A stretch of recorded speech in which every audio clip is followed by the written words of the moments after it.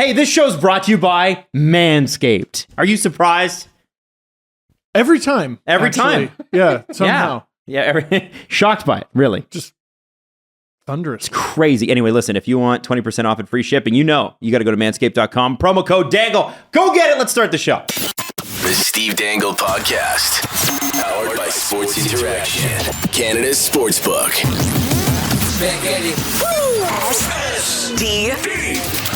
SDPP, the Steve Dangle Podcast, with your hosts, Steve Dangle, Adam Wilde, and Jesse Blake.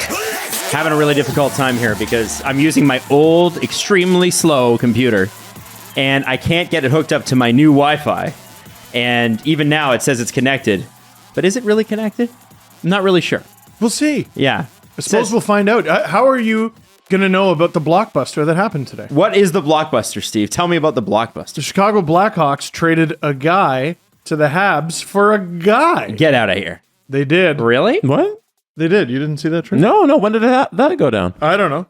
While we were talking upstairs, I suppose. No way. Okay. All right. So what do we got? What do we got? Let us know. Oh, God. I didn't expect... I thought you guys you knew. believe I this didn't guy? expect No. to have to announce How would the we thing. know? All right, let me find I it. don't have the Oh, internet. you don't even have the trade. I forget his you name. loser. Wow, he brings it up. Oh my goodness! It's not on the Blackhawks' No, Twitter. it's not. So I'll look up Mark Lazarus. Who's the other one? So he used to be a first-round pick.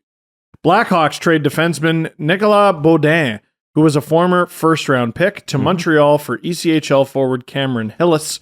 Hillis will report to Rockford. Cool. So there you go, Montreal. I mean, looks What's, like a good one for Montreal. what's- It's a guy getting a fresh start. What's Brendan Manel up to? I believe he is playing in the KHL, Adam. You absolute piece of human garbage. How dare you? My computer won't connect to the internet because my computer's date and time is out of date. I can't even get... This is how long this computer Is this how Y2K was supposed to work? I think so. I can't even get the internet hooked up on this damn thing. So I'm going to try, but here's the deal. We're going to start here because I've got it up on my phone. I want to do a little shout out to Bobby Hastings. Bobby Hastings is the computer. He is the... he looks like it. He's the he's the equipment manager for the Toronto Maple Leafs. Now, Jesse, I'm going to send you this, and I meant to send it to you before the show, but this video is insane. This is from last night. From Monday night against Vegas. And I want you to watch him do this. This is what he's about to do. I want you to just watch the video, see what he does when players are on the ice. I've never seen this before. I don't know if any other equipment manager does this. And by the way, it's not broadcast footage, so we can put it on the actual screen. We're okay to do that. It's funny because I have seen this. Yeah, we did this last October. Really? Yeah. I must not have been there for it. I can pull up the Everyone Reddit forgets. thread from last October where he did this exact Really? same thing and it went So- viral. All game long, the footage that you're not seeing if you're listening to it is all shift long. He goes along the Leafs bench of sticks and he puts his fingers on the stick of the player holding the puck or with possession of the puck. I'd never seen this before. So I didn't know that's what he did. What I thought he did was he was like, all right, this line is on the ice. So he just puts his hand on all the sticks belonging to the guys on that line. But no, it's the puck carrier every time. And I was like, why would he do that? Well, it's because the puck carrier is the one most likely to break their stick. So the other night, William Nylander had a clapper at the point, broke his stick, went and got one, and was back out there immediately. Like he lost maybe 2 seconds. But he of does his that. shift. So Bobby Hastings does that for 60 minutes? Suppose so. Well, I'm curious to know what he does when the Leafs don't have the puck. Yeah. Right? But he's the Leafs equipment guy who famously got Mitch Marner his stick when it broke. So that's what I was bringing up. So if you remember, this was the Sharks game. It was an in OT. Toronto. No, it wasn't OT. Was it an OT winner that Mitch Marner had and he got the... It wasn't. No, that wasn't OT. Anyways, I can't show the footage, but yeah, Mitch Marner was charging up the ice, and as he's charging up the ice, he needs his stick. Hastings gives him the stick on the fly because he knows who it is. He goes to the net and he scores a goal. Wow. So it was the NHL called it equipment manager assist. yeah, that was the last time his finger thing went viral. That's cool. So I must not have. I think I maybe was sick or something last October. I was not here for that show. But I don't remember doing that. It's been a thing. It's one of those things that what I've noticed on Reddit is this phenomenon of like annually or every couple of years, people go, "Have you ever seen this? Can you believe this?" And I realize I'm so chronically online that I'm always like, "Yeah, I have seen it. I've already seen it." Right. Can you believe this? I can believe it because I've already seen it. Right. I'm That a doesn't sick surprise puppy, me though. with you. That doesn't surprise me. No, I'm supposed to. Like Yeah. I'm supposed to know that. Yeah. That's I just thought that was crazy. And you know, I with my brain and my inability to focus, frankly, just inability to focus on anything for very long. I don't think I'd be able to do that. You should play more video games. Really? Yeah, that apparently it really helps for people who need to up their focus playing video games. Like sitting there within a video game where you need to sit and focus. Because it's just fun, right? And you don't realize that you're doing one task and it's helping you with your focus. So Play more like Call of Duty. Oh, yeah. Well, okay, one game I actually want to play is Cyberpunk. Now apparently it's great again, and I wanted a PS5 to play Cyberpunk, and it only came out on PS4, and then it was terrible, and people said it's now 2 years later, apparently it's one of the best games on earth. They're coming out with an extension. I'm like, I got to play this game. Keanu Reeves is in it. I got to play this. Didn't they release it for PS5 and then it broke and they had to recall? They had to like take it off? It was for PS4. It was so glitchy that it was the same Christmas that PS5 came out. And somehow Natalie found me a PS5. That was my Christmas gift. I couldn't believe it. And I wanted to play that game, so I downloaded it, or I tried to download it, and they had taken it off the store because it was so bad and people were complaining so much. I don't know. I don't understand how that happens. I don't either. Mhm. You play the thing and it's broken. Don't release it. Like what are you doing? I don't know. I got to say with the NHL release, one of the big selling features, I can't even remember what it was, but we're going to have it a month after it's out. Well, okay, cool. I guess that's when I'll buy it then. What was it? Was it NHL 2015 where it was like a partial game when we went from PS3 to PS4? Do you remember that? Yeah. Do you guys remember that? It might have been that, or it might have been 2013. I can't remember. One of those games, they completely changed the skating physics, and turning your player around was like turning a boat. Yes! And that was crazy hard. It was so impossible. Yes. By the way, if you're like the passing sucks this year, do not forget to turn up your pass assist, the thing I have to remind myself every single year. Last December, or last February, I guess it was, for when the Olympics happened, they added the women's players to the game. Yeah. And then, but out of the box, when you play a female team on a female team Canada versus USA with the women's players, the goalies didn't wear masks. It was the strangest thing, but whenever you tried to use a women's player goalie, she wasn't wearing a mask on the ice. And it shocked me. How did this get to the point where you release the rosters and none of the developers realized that the goalies didn't have masks on? Was it a glitch or on purpose? It was a glitch. But every single time without fail, it was the glitch. Bro. That's wild. How did I know about so that. I did a live stream of it when it released. I did before, I think it was one of the games when I think it was for the finals actually, where my live stream happened before the game. And none of the goalies have masks. You can go watch it on YouTube. The goalies don't have masks on because EA decided to release the game like this. And it shocks me that nobody sat there and tested it and said, "Oh, they don't have masks on." Back in my day, when you bought a video game, they gave you a full video game. Wow. It's I'm just- choosing how to does- be a boomer about How does this. it get to that point? I don't know. Shocking. That's crazy. I was also I'm realizing lately that I actually do have some focus problems on that since we were on that subject for a second. Yeah, so that's maybe great. the video Anyway, will help. so what do you think police are going to do But on Thursday? So like the other night, I was brushing my teeth On the bottom? on the bottom and Because the you top. wouldn't want to say that you forgot them? I wanted to brush. Barney. It's a very popular show. You do watch a lot. You've watched more kids programming in your life than any other person I've ever known. Yep. I was brushing my teeth. I finished brushing my teeth. I rinsed my toothbrush, whatever, and I go into bed. And Natalie pokes her head out of the bathroom and is like, "Are you serious?" And I was like, "What?" You know what? You get that serious tone. You're like, and she's like, "Come back here, have a look." And we have dual sinks, and I just left the sink running. Oh you my just God. I just left it on. I walked away from it with the water running.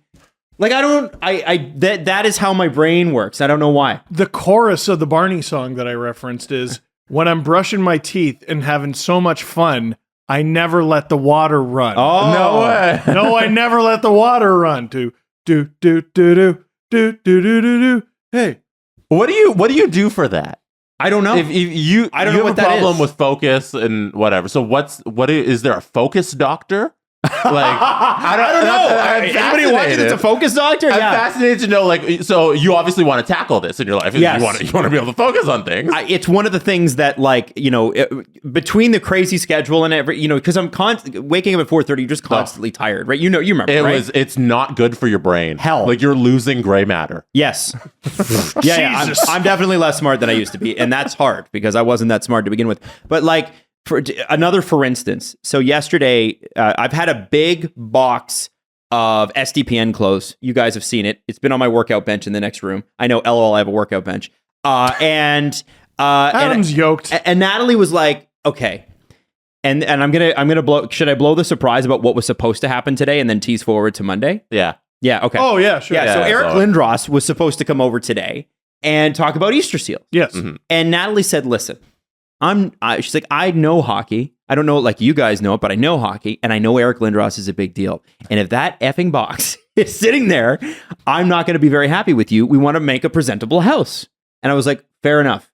So I took all the boxes that needed to be taken to the dump out of the garage. I emptied the box, decompressed it, put it, and took it to the dump and whatever. And I left all the clothes on the floor. And so, but I was like, but that was on purpose. Hold on, that was on purpose. Okay. That was on purpose because I was going to come back and do it. And then, and I never did. So 9:00 last night, I'm walking upstairs and I'm like, wow, Eric Lindros is coming over. This is going to be cool. And then I was like, the clothes. No. And I had to go and spend 20 minutes folding the new SDPN gear that I have. Because That's how much you bought? Yeah, I bought a lot because I didn't have any, and then and I forgot about it for literally, I think, probably 10 hours, just completely, like, out of my mind. Not even a little bit like I need to get back to that. So what's the next step? I don't know. Like, what can I ask you? Like, have you guys noticed that with me, or is this all news to you? Have I noticed that you're squirrely? Yeah. I mean, Okay, so I guess we got the answer. I don't think our show is called the Jesse Pot and Kettle Show. So I'm not. Okay. I'm not going to point it out with you. Hey, Adam, have you ever noticed you're exactly like me? How many phone calls have you waited 6-7 minutes and been like, Steve's not showing up, and you have to call or text me and be like, you have a phone call, stupid, and I go, no, I forgot. Right. That's true. Happens on group meetings a lot. I think Robert and Jamie are the most used to it now. Oh, we have social meetings. I'm sorry. And they're always like, I guess Steve's not coming, and they're like, well, I don't think he is. All right, so Steve isn't going to be a part of this one, but we'll fill him in. So Jesse, is a line we use a lot. I'm sorry. I can't help it. If there's one person I've worked with more than you, Steve, it's Jesse, because we did 2 shows together for almost a decade. And he doesn't do that, does he? No. Forget everything. Well, You have to manage the 2 of us. like I'm not on the. I don't think we should just sit here and be like, oh, are you guys squirrely? I think we should focus on how we get you more focused. This is the problem. Yeah. You're asking us to I would do something love we to know can't. if there's like a focus doctor or like some training or some like if video games are the thing, maybe we get you guys to play more video games. Man, if that's the case, I'm in. Like, fuck yeah. I'm in. Listen, if that was the cure, I would be like in Mensa. If be playing okay. Red Dead made you smarter. Yeah. Do I remember what any of my meetings are? No. Do I know how to find all the Jack Hall gang treasure without the map? Hell yeah! Like, do we need to get you guys fidget spinners? Caliban seat, Katora Springs, and O'Crae's Run.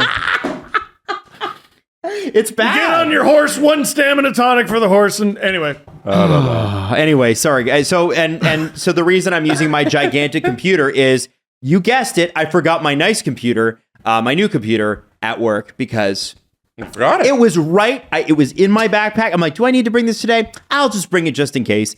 And I brought it and I put it right next to my coat. And when I left, I picked up my coat and left the laptop. Here, do you want to feel better about yourself? Sure. First of all, one time I forgot a laptop on a plane. Yeah, you did do that. I did do that. Luckily got it back. The punishment, though, was that very day on the drive to the airport, the Leafs traded James Reimer. I was very sad. Oh, I'm sorry. Also, Didn't Andrew Berkshire drive you back to the airport? he sure did, because Yeah. I was in Montreal. And the other day, Adam, I had ice cream, and I really enjoyed it. And I was looking forward to really enjoying it the next day, but I couldn't because I left it out all night. I just forgot about it. Okay, I got one for you. Now here's my excuse. Drugs. Oh, okay. You just sort of forgot. Okay, well, Adam's laptop story is worse than yours. have you heard my laptop story? We You remember told my it on the laptop story? show, Do you remember? but you obviously don't. Okay, so let me tell you it again. I'm How doing it. friggin' funny is it that I don't remember? So I was doing an influencing campaign in November of 2020 for Christmas, right? And I'm doing this shoot. Oh, 2020? Yeah. Well, that's why I don't remember it. And I'm doing this shoot, and you have to remember that this computer at that point was my everything. It was how we did the podcast. We couldn't do it in person, so we were at home doing the at home broadcast with this computer. This is the computer, and I get home to my little apartment on Queen Street, and I'm like, where's my laptop? I don't know where it is. I look in the thing. I check at work the next day. I cannot find my laptop. Where is it? And I realized that I started calling the stores that I was next to while I was doing this thing. And one of the guys picked up and he said, I thought you might call. And I thought, uh-oh. I said, do you know about the laptop? He's like, actually, I saw you driving away with it on the back of your truck. Oh, And no. I had a Honda Ridgeline, right? Remember? And it had the tonneau cover, and I left it on the tonneau cover. And I drove all the way down Parliament in my own trucky way, and it at some point fell off. And I don't know. But it sits here today. So how did I get it back? Well, somebody turned it in, and the Toronto police, they turned it into 51 Division. The Toronto police called me, and they're like, hi, is this Adam? I was like, yeah. And they're like, are you missing something? I'm like, yeah, a laptop. And they're like, cool, why don't you come pick it up? I was like, you got to be kidding me. And it was the only reason they knew it was me was because it said my name on the icon. Like they couldn't log in, but they knew my name was on the icon. So if you look at this laptop, I don't know if you can see it. There's road rash on this laptop. So I don't know if you can see it, but there's actual road rash on this. How is that all? What a tank, eh? This is a tough laptop. I've had this is now my 6th year with this laptop. It's dying. There's a reason you have a new one now. Yes. Yeah. This one's done. It never worked quite the same, but it held fast. Who made your laptop? Jeep? I know. I know. Thanks, Steve Wow. Jobs. And Wow. and I know you were looking forward to your ice cream, French fries. Okay. I once went out for French fries to get French fries, McCain French fries, frozen French fries. Okay. Yeah. This is the last story. We'll move on to hockey. I swear to God. Yeah, the Canucks lost. I know. We got to talk about it. Oh, So- man, what are we going to say? It's bad? Shut up. Shut up. Let friends talk. So Natalie and I were not married yet, and we had just moved in together, and I wanted to get her French fries. Her favorite thing in the whole world is chicken nuggets and French fries. She loves that, so we're gonna do that on a Friday night. I go out, I get the good French fries that she likes, I get the chicken nuggets that she likes. Boom, in the freezer, done. Come time to cook dinner. Oh. No French fries. I'm like, Natalie, I swear to you, I pulled out the receipt from the garbage. I'm like, there are French fries on this receipt. Where are the French fries? It's here. Where is it? Where are the I'm French so mad. I'm so frustrated. So we Ubered Eats some like McDonald's French fries in or something because it was a date night, right? And we couldn't do anything. It was the pandemic. You couldn't go out. So I'm not kidding you. A week later, Natalie goes outside. This is probably April or May, and she's going out to her little Honda Civic hatchback, and she's a Honda Fit hatchback, that is. She opens the thing and then she looks over. She's like, what is that? And there's like a bag sitting in the, when you have a bike and then you have a baby seat on the bike? Yeah. I put the fries in the baby seat on the bike. Why? Just to rest it down? I guess I was unloading the groceries. All right. And that's where I was like, that's a good spot. and I never came back for And it was the only thing. That was it. It was the only you could have put any item of food and forgotten it and been like, oh shuck. But it was the one friggin' thing you needed. Yes. I'm surprised that a raccoon didn't have a nice fries dinner. I know. Wow. I know. So this is what it's always been though, guys. It's always been this way. Anyway, let's move on to start the show. Let's start the right, show. Hey, so the Leafs have a really flat game. I know we're going to get to Vancouver, don't worry, but I do want to cover the Leafs Knights thing because Phil Kessel scoring the first goal would have been so poetic had it not been called back. I'm gonna say that's not the spirit of the rule at all. It should have been a goal. I mean, what advantage did the Golden Knights gain? Right? If a guy is flying in off the rush, right? And he gains an advantage by not stopping up. He's the first in the zone, but he doesn't have the puck. He's able to crash the net and they get a goal off that. I think that's in the spirit of the rule. This is William Karlsson bumping into a player and standing dead still. Now, you could argue that, it all comes out in the wash because he sort of interfered with Yarncroke being able to go to the puck carrier. He's just standing dead still on the blue line. There's no advantage there. Boo. And it was forever before the goal. Yeah. I think I'm over offside reviews. If we're doing millimeter skates over the ice and you're taking away goals, it's stupid. Can we say this? Can we say this? Sure. Here's my solution to the offside rule is very, very simple. After the first two shots, you lose your right. So let's say you come in on a rush. If you come in on a rush and you get a shot and the rebound,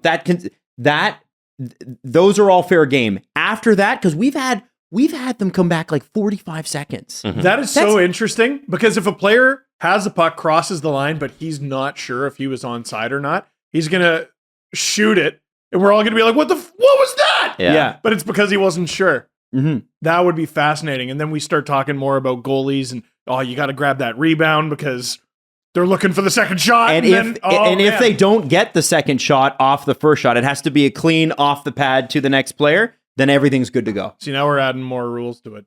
Well, no, because I think it could be 45 seconds before you get the second shot. Right. Do you know what I mean? True. I'm talking about a rebound. That's it. But then we're like, what counts as a shot?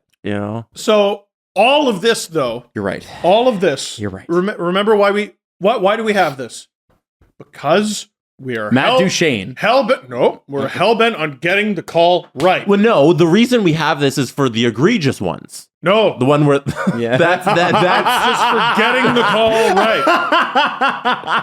The one it's the Sharks, right? The Sharks are the reason we have this. No, it was I don't remember who it was against, but it was Duchene when he was still on the Avalanche. Oh, okay. And he was 45 yards offside. And it counted. No, it was against the Preds. The Preds, who he now plays for. Yeah, that's the reason we have, and it's such a difficult seesaw battle here between we need this because we can't have those. If a ref blows a call, we need a way for somebody to be like, okay, let's fix it. But we can't also be taking back goals where it doesn't matter if the guy was onside or not by a friggin' hair. Very easy solution. That was a 6.5 minute review. Oh my God. 6.5. See, I obviously didn't watch the game live. I was asleep. It's like 10 o'clock at night. And that's believe me. So it was 6.5 minutes? Thank God that wasn't a Saturday night during one of your streams. Two. You get 120 seconds. If you can't make a decision, done. If you can't make a decision, call on the ice stands, no goal. 2 minutes, 120 seconds, start the clock, figure it out. I would want it to be 6.5. 2 minutes is still too long. Minute. 1 minute. 6.5 is more than triple. Yeah. Because math. Yeah. Now, wait though. So even though he didn't really gain an advantage from it, offside is offside. We cannot have it. Unless, because getting the call right is paramount, unless you're not allowed to get it right, which we saw yesterday with the Rangers and Avalanche. Oh my! Can we briefly talk about that? Yeah, go. Because it's all part of the conversation. So I don't remember the players involved. Alexei Lafreniere, I believe, from the Rangers, gets called for a high stick because I think it was Cale Makar hit Devon Taves in the face with his stick. It doesn't matter who the players were. There was a Ranger who got called for a high stick. Meanwhile, it was an Avalanche player who hit one of his teammates in the face with his high stick. For some, Cale Makar. Cale Makar. Lafreniere served the penalty. Cale Makar is the actual one who committed the high stick. So for some reason, they review it. Mm-hmm. And they spent, I think it was 4 minutes reviewing it. Mm-hmm. So there's when it's a double minor, you can review it. A referee can review a double minor. But you can't review a minor. Yes. So if it's double mining for high sticking, that's a rule. You can review it. So they reviewed it. They saw that they were wrong. They saw it. So when you see it, and so the rules say that things need to be called a certain way. So I guess they weren't allowed to review it. Yeah, because on the ice, they called it a regular high stick. But if it was a double minor, then they could have reviewed it. But because they called it a regular high stick, they couldn't review it. So they shouldn't have reviewed it. Here's my thing. They did, though. You did. You already saw you were wrong. And because of the rules, you ignored the rules. Mm-hmm. Because of the rule about review, you ignore the rule about what is and isn't a penalty. Mm-hmm. You saw that you were wrong, and at that point, not correcting yourself is committing to being wrong. You're committing to making the wrong call. What kind of silly grade school bullshit is that? Right. Reverse it, dummy. You got it wrong. And You saw that you got it wrong. So that review, by the way, took 5 minutes. That's outrageous. It was a 5-minute review, and during that 5 minutes, they saw it wasn't a high stick, and then they went back to Gallant, and they told them, "Hey, we weren't actually supposed to do that. We're not allowed to review it unless it's a double minor." So 120 seconds. Remember this: the NHL is worried about finishing their games at a certain time. Mm-hmm. Won't let you do 10 minutes of 3-on-3 overtime or 20 minutes of 3-on-3 overtime because they're worried about not finishing on time. So you have to eat the shootout because they're worried about finishing on time, and they'll spend 6 minutes on one review and 5 on another that doesn't even count as a review. Yeah. I tell you what, I know 2 minutes is never going to happen. 3, final offer. It allows everyone to prep all the angles, to look at everything. 3 minutes. If it's a problem, hire more people. It's not. Or that. The NHL's talking about how, oh man, we're making so much cash. The players are going to have us paid back. It's great. Hire a few people for $100K who are hockey experts, and they can sit in that office in Toronto or New York or Timbuktu, wherever you want to put that office. Or wherever your favorite team plays. Calm down. It doesn't matter. And they're watching the game, and they're the people assigned to the game. Yeah, I think What's that cost you? Couple $100 extra grand a year? How to long- get the that's call one of done the best faster? solutions that you can have here is that so I was at the US Open this summer, and the way they do reviews in tennis is that they don't do challenges anymore. It's just they have the tracker in the ball and on the lines. If a ball is close to being in or out, the umpire just sits there, presses a button, and checks.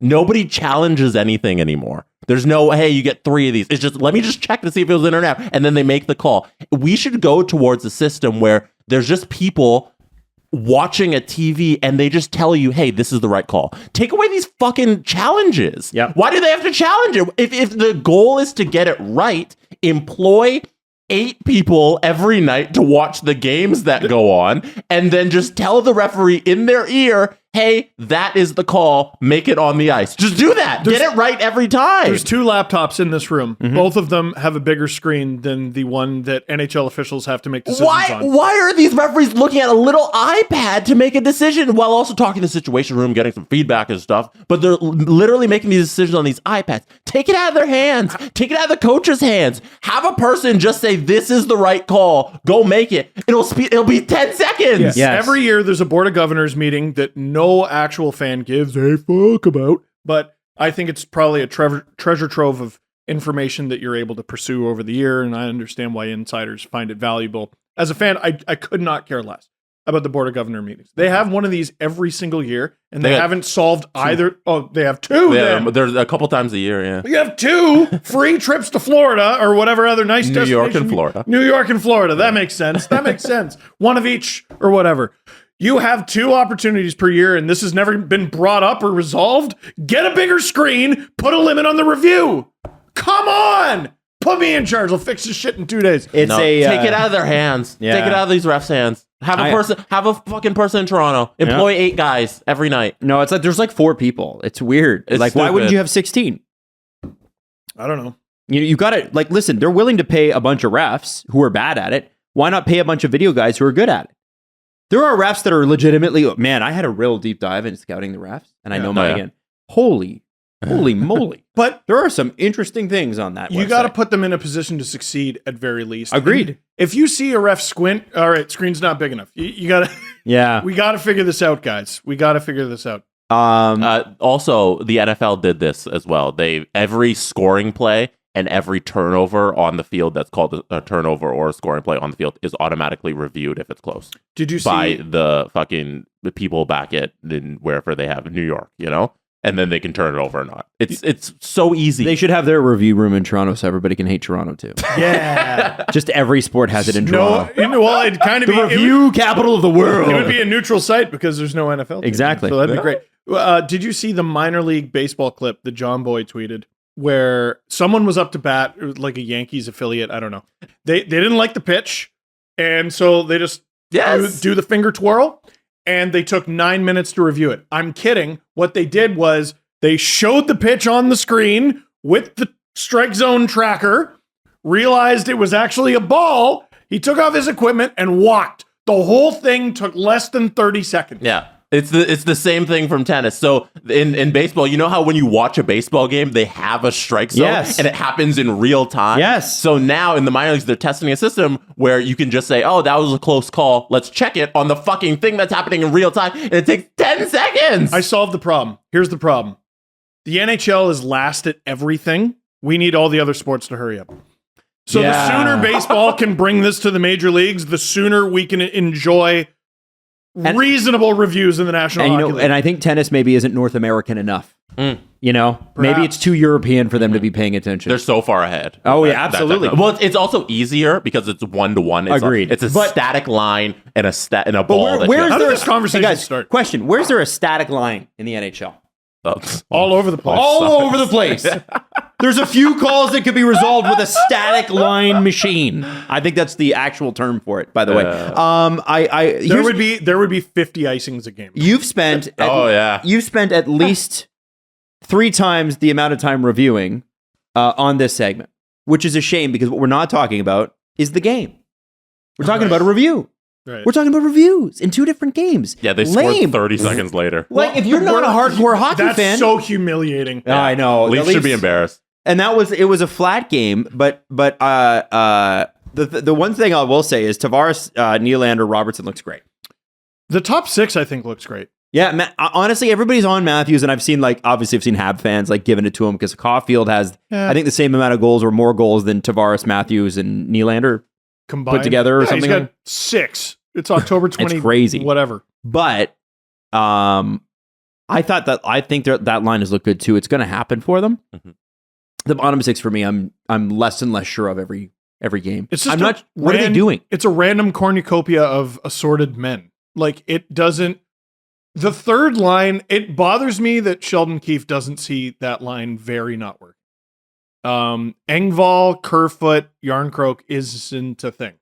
And Kampf, why did we move Kampf to the 4th line? I don't know. He was great on the 3rd line. Because this isn't me trying to demote Kerfoot, but Pierre Engvall played the best hockey of his life with David Kampf as his center. Yes. And why did you get Calle Yarncroke? Why, is that line not the perfect 3rd line, defensively responsible and can chip in offensively? Engvall, Kampf, Yarncroke.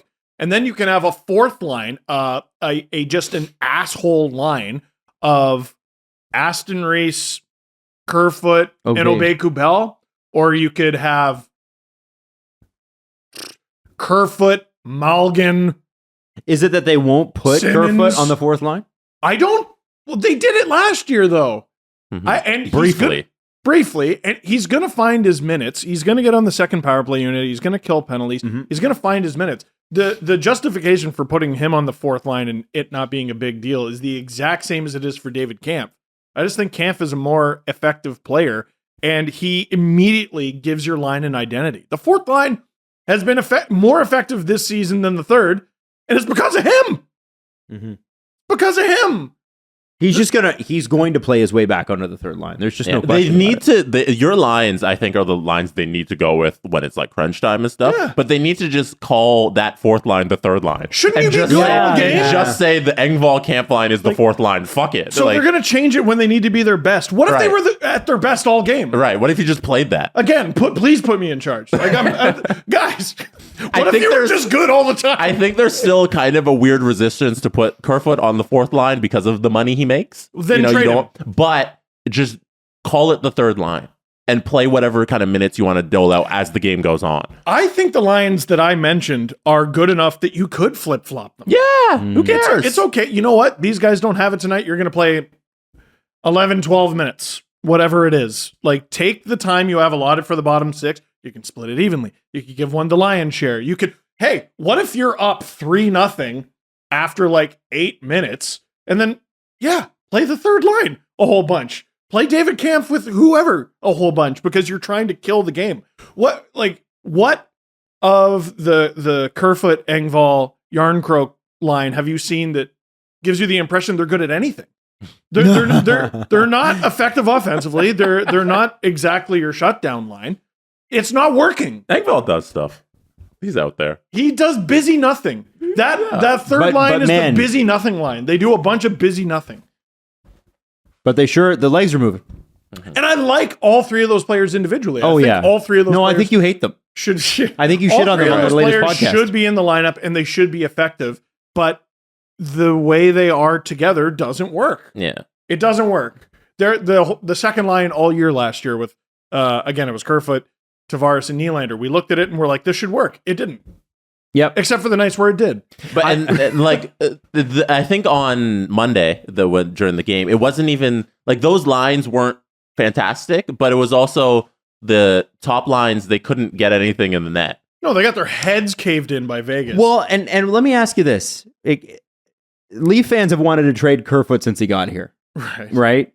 Has he ever, he's fit at times, but has he ever had, this is what you are, stapled to him?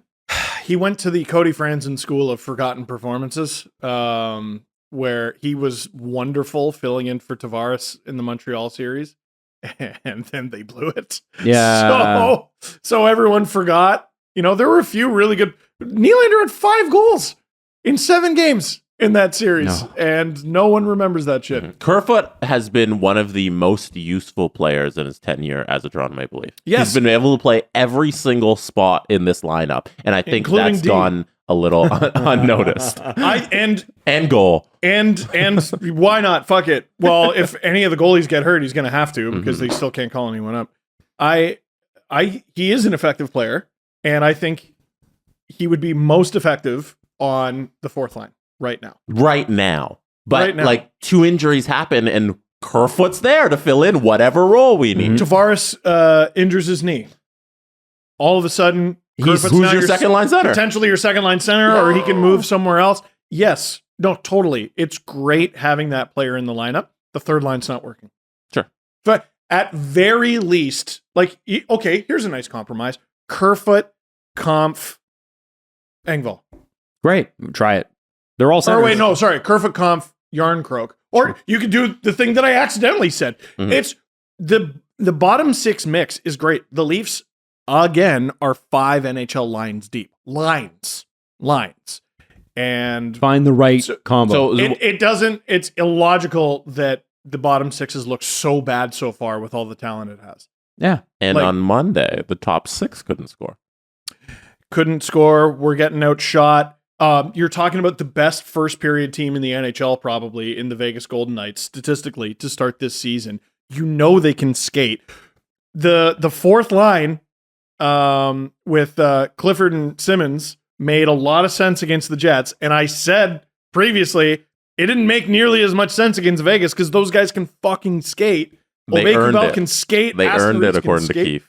They earned being back in the lineup. They earned the ability for us to not be as effective against our opponent. Have I not? What kind Did of I not goofy political spend 20 bullshit minutes is on that on Monday's show? Yeah. No, they were great versus the Jets. You refused to admit that they were great I said versus the Jets. No, they had a good moment versus the Jets. They were not great versus the Jets. They were the right guys. And this is what I'm talking about come playoff time. Those can't be your tough guys. You can't roll those out against the division-leading Boston Bruins. You can't do it. Keefe got blinded by the same thing that I think a lot of fans got blinded by, was they were very good in that game without looking forward to the next game. It's context. It's nothing against them. It's Aston Reese and or Malgin and or Obey Kubel. Their skill set was more appropriate for that game. But again, I'm going to the depth. The top guys got their shit kicked in. And Keefe with the top six, I think, has a more difficult decision because they're very clearly trying to work it out. You've seen it work. And Robertson has come in and Tavares has been so effective and Nylander's been so effective. You don't want to fuck with that. And you want to assume the top line is going to get it together. Matthews, Marner, and Bunting are shooting like -3%. Do you let it work itself out? And how long are you willing to let it work itself out before you try to change something? Mm-hmm. Like with the Matthews situation and him not scoring goals, last season it started the same way, but this year it feels more dire because you don't bank on. They mentioned in the broadcast it was 52 goals in 56 games. This is like, ridiculous. You don't bank on him doing that again. Yeah, that's what I said that all summer. Everyone's, can you do 70? Fuck! No one's done 70 in decades. Right. So I like him too. The slow start this year, it feels even more because we can't be like, okay, he's going to do it again because there's no history of anybody just continually doing that unless your name is Alexander Ovechkin or Wayne Gretzky. He's had slow years. Mm-hmm. Slow years. He's had slow years. He's slow for him. Slow starts, I mean. Oh, the lockout shortened year was the funniest that was the one. Best. Yeah. Funniest one. He ended a 48 game season with 32 goals. And I remember they asked him like 10 games in, they're like, "Are you?" He's like, "Oh yeah, I'm definitely done. I'm done." Yeah, he had He's like, "I'm terrible." He had like 5 goals in his first 20 games, and then he was like, "Oh, right." So every game that goes by, I don't know if you guys feel the same way, but every game that goes by, and I watch a goal go off of a pad, then off of the inside of a post, then out that would have been Matthews' goal. Like those lucky shots aren't going in. Like though he's not getting any bounces. It'll regress to the mean. It will, but is it going to regress to the point where 60 goals again, 55 goals again? I get nervous every single game that goes by, and Austin Matthews sitting at 1 goal. Can you top 45? Yes. Oh. Yes, come on. I'm scared. 6 games. Guys, he missed 12 last year. He looks fine. He looks fine. He's fine. But they need to start going in. Here's the... Is that fair? Yes, of course. And there are positive ways to look at this as the Leafs go. The Leafs go as Matthews goes, right? Yeah, that's true. And that's fair. There are positive ways to look at this as a Leaf fan. Here's number one. He's going to score. Mm-hmm. Yeah. He's going to score. Eventually. He's going to score eventually. Might not be next game. It might be 3 times next game. I don't know. The most positive thing you can take from the Vegas game is Ilya Samsonov kept the Leafs in a game they didn't deserve to be in the least. Mm-hmm. And you're going to have to win some of those. You know, it's not exactly a coach's dream, but you can't tell me over the last 3 years the Tampa Bay Lightning haven't won a few games that Vasilevsky stole.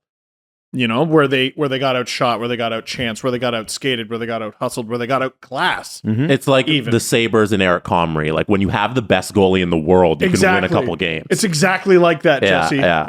Shut up. Shut up. You're right. You're absolutely right. But Samsonov kept the lead. Like, I remember I was so down on the team and just like mad with what I was watching. And then Nylander tied it. And I was just like, God damn, the game's tied. Yeah, they got a chance here. The game is like it. And like sometimes I have that mental reset where I'm like, the game starts now. Because there's tied now. 25 minutes left in the game or whatever it is. It's tied.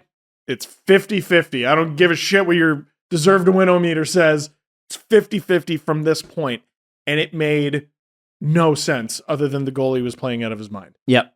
Samsonov's been fantastic. He has been Really great. Was it Bieksa on the broadcast who rip them for their after the timeout.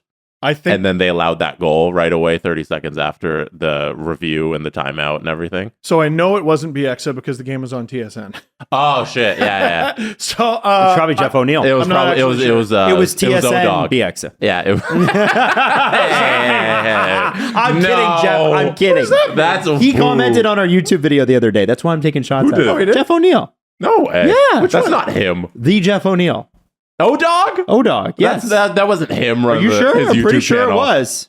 you know, you can just like. There's gonna be Come on, guys. There's It was gonna be Jeff a O'Neill. comment under like our next video from like, oh man, really good breakdown of the Canucks, Margaret Thatcher. Like, Oh, please make a Margaret Thatcher account and please do that. you can just make your name and picture anything. I want I'm every pretty comment sure. on this YouTube video to be by the great job, Margaret Thatcher. some sort of historical figure Adam has brought up. Listen. Abraham Lincoln, if you're out there, comment on our video, hit like and subscribe. looking for Talk it now. about the emus again, Adam. I'm looking for it.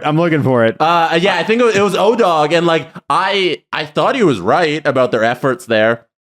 And I worry about that. Like these little things is early in the season, you worry about like, okay, they have that timeout, and then you come out in that 30 seconds, and then you allow that goal again. How embarrassing is that? And Like, that's that how little you shit reward your coaching staff. Exactly. Yeah. That was his point. What That did was Jeff's everyone point. behind the scenes bust their ass for?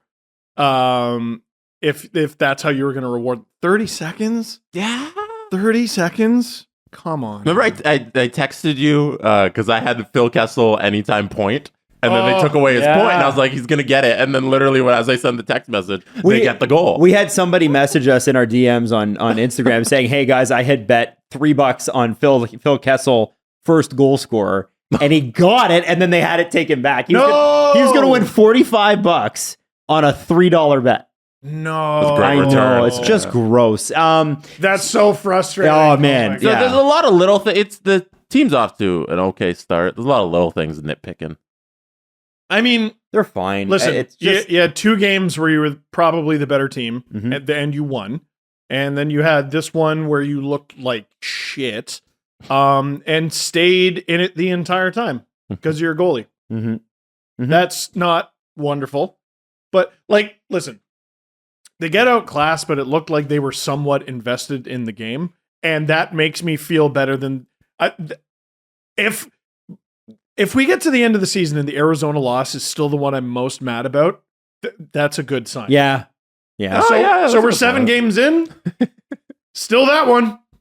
Still that one. And it's a shame that Phil Kessel's 400th goal did not come on his 989th game in a row. Instead, Right? it came in his 990th. Yes. The very next day. So there's nothing wrong with that. That's great. But it would have been great if it happened against the Leafs because first off, everybody sets records against the Leafs. I also thought it was great that he tied Yandel against the Leafs. How perfect is that? Oh yeah. And who had the Vegas insurance marker?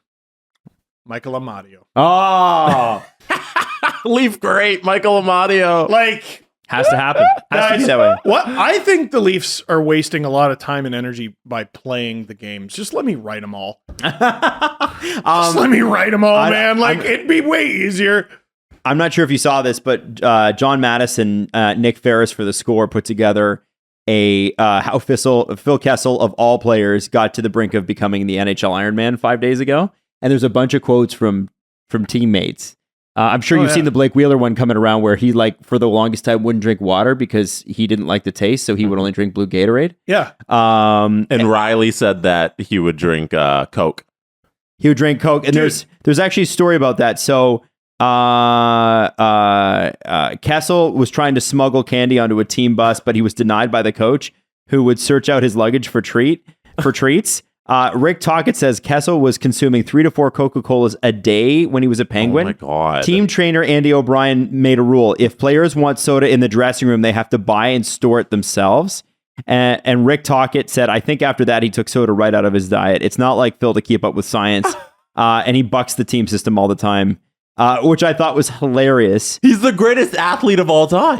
Phil Kessel's stats as a Penguin: 26 goals and 59 points in 82 games, 23 goals and 70 points in 82 games, 34 goals and 92 points in 82 games, and 27 goals, 82 points in 82 games. That is not including his playoff statistics: 10 goals and 22 points in 24 games, 8 goals and 23 points in 25 games, 9 points in 12 games, 2 points in 4 games, and 4 points in 9 games. Let me read you this.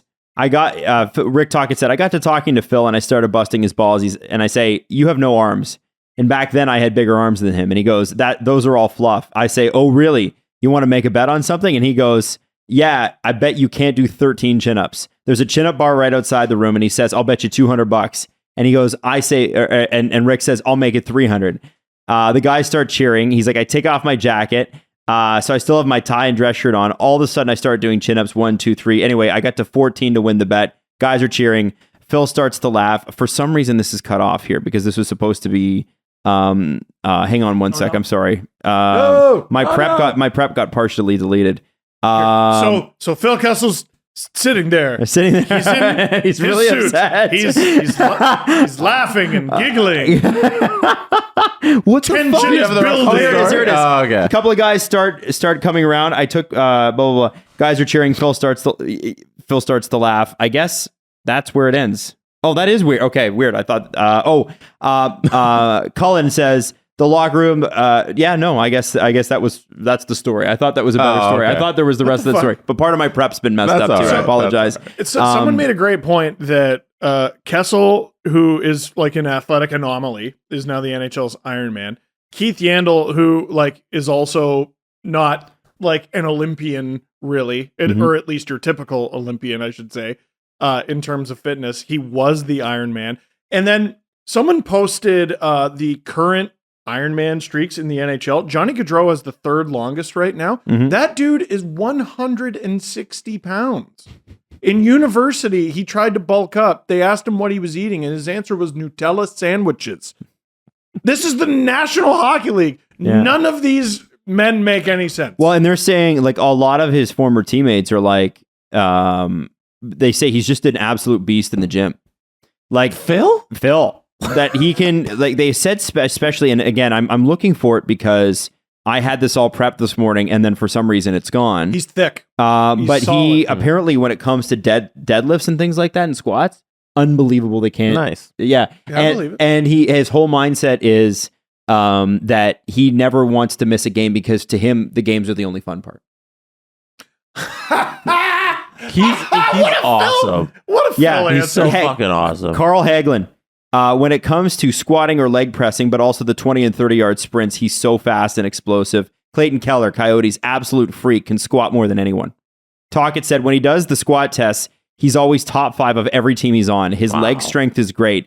Do you wish as a coach that he would do some more cardio once in a while? Well, yeah. And he'll tell you, I need my rest. We used to laugh about that, but he's a freak. He's just a natural freak. And then I think later on, one of his teammates said, literally, he can pick up any sport anytime and he's going to be good at it.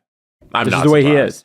1,212 games, 400 goals, 559 assists, 959 points. 96 career Stanley Cup playoff games, 81 career points. He's won 2 Stanley Cups. By the end of his career, there will not be a legitimate argument to keep Phil Kessel out of the Hockey Hall of Fame. So I was going to ask you that. Well, I was going to ask you that because not only like the points you could sort of say, well, maybe. The points you could say maybe. But if you play 1,000 games in a row, there can't be a legitimate argument to say that you don't deserve it. That also counts, people. Like that is a part of your journey as a hockey player. It is the Hockey Hall of Fame. The guy who has played the most consecutive games in the NHL deserves to be in the Hall of Fame because his other resume also backs it up. He's an incredible player. So here's another player. 1,246 career games, 444 goals, 1,157 points. So he's got a better point pace than Kessel. In the playoffs, 124 games played. 100 points. He won the Calder, but never won the Stanley Cup, although he appeared in the Stanley Cup final. Who am I talking about? Any other individual trophies besides the Calder? I don't think so. Let me look. Okay, so Calder. King Clancy, and which I believe is for like charity, and the Mark Messier NHL Leadership Award, which you can do whatever you want with. Who is that? Daniel Alfredson. Hall of Famer. Yeah, man. Not Yeah. yet. He should be. He should be. Yeah. No, you say that name, you say that resume, that's a Hall of Famer. By the end of his career. Phil Kessel's a Hall of Famer. By the end of his career, man. He's 35. He I'm hasn't pretty missed a sure game Daniel- since 2009. I'm pretty sure Daniel Alfredson's in the Hall of Fame. Oh, he guys. just got in. Yeah, right? yeah. As I was saying that, I was like, did he get in? I'm like, well, listen, I'm the same guy who walked away from French fries in a car seat. So I wouldn't want. well, that's even better argument then. If I named a player who wasn't in, it would make less sense. But that freaking guy made it. Kessel's got 2 cups. I think that cancels out the point discrepancy. I had no idea the Arizona stint was 3 years. I know. It didn't feel like that long. Well, it was because pandemic, right? Oh, yeah. It was like 2020, like 1920. It was 19 through 22. And it's what a horrible 3 year. Although Arizona, I think, would be one of the least locked down places. Still, just a horrible cycle of hockey. It stands out so much on his Hockey DB page. If you want to know how many games were in each season during the pandemic, just go to Phil Kessel's page. You know it was 70 and 56. There you go. Well, in 2020, teams would have played different amount of games because that's right. Yeah, it shut down, right? That's he played 70. And now a word from our sponsor, BetterHelp. Now, we talk about mental health a lot. It's extremely important when it comes to sports. You talk about sports psychologists and that sort of thing, but it's like going to the gym for your brain, right? Something that's extremely important. And the thing about BetterHelp that we love so much is if you're inspired to try therapy, if you finally got to the point where you're like, I think I need it, honestly, if you just feel like you need somebody to talk to, BetterHelp's amazing. You can get matched with somebody in like 48 hours. It's convenient, it's accessible, it's entirely online, and it's affordable. And honestly, you're just filling out a brief survey, and you can switch therapists at any time. And this is the thing. Some people are comfortable with phone calls. Some people are comfortable with video. Some people are only comfortable via text. BetterHelp offers all of that. So when you're ready to feel at the top of your mental health game, therapy can get you there. Visit betterhelp.com/SDP to get 10% off your first month. That's betterhelp.com/SDP. Our next sponsor is a pretty cool product. It's Athletic Greens. Jesse Blake, what do you like about Athletic Greens? It genuinely makes me feel good. I feel like you take a multivitamin, you're like, I peed out half those vitamins. With Athletic Greens, I take it and I'm like, oh, I actually feel like I have a little bit more energy. I feel like I'm a healthy guy now, and it genuinely makes me feel better. Well, why haven't you given me any? What? There's a way that you can get some. Have you not listened to the ads? Yes. Go get your own with our promo. Can you explain? Well, hang on one sec. It's lifestyle friendly. Jesse, if Jesse was keto, if he was paleo, vegan, dairy-free, gluten-free, he could eat it all. He could have it. No problem. Right now, if you want to reclaim your health like Steve does, I do. We want to hook you up. Athletic Greens is going to give you 1 free year supply of immune-supporting vitamin D. What do I have to do? And 5 free travel packs with your first purchase. I'm getting to that. How? All you need to do is go to athleticgreens.com/SDP. Thank you. Again, that is athleticgreens.com/SDP to take ownership of your health and pick up the ultimate in daily nutritional insurance. Thank you. After years of fine print contracts and getting ripped off by big wireless providers, if we learned anything, it's that there's always a catch. So when we first heard about Mint Mobile offering premium wireless starting at $15 a month, we thought, what's the catch, right? Well, there isn't one. Mint Mobile's secret sauce is that they're the first company to sell wireless service online only. They cut the cost of retail stores and pass those sweet, sweet savings on to you. And listen, we've been using Mint Mobile. We love it. We want you to try it too. For anyone who hates their phone bill, Mint Mobile offers premium wireless for just $15 a month. Mint Mobile gives you the best rate whenever you're buying for yourself or your family. Families actually start at 2 lines.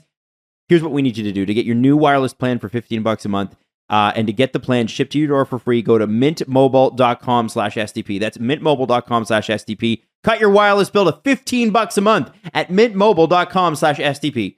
Not available in Canada.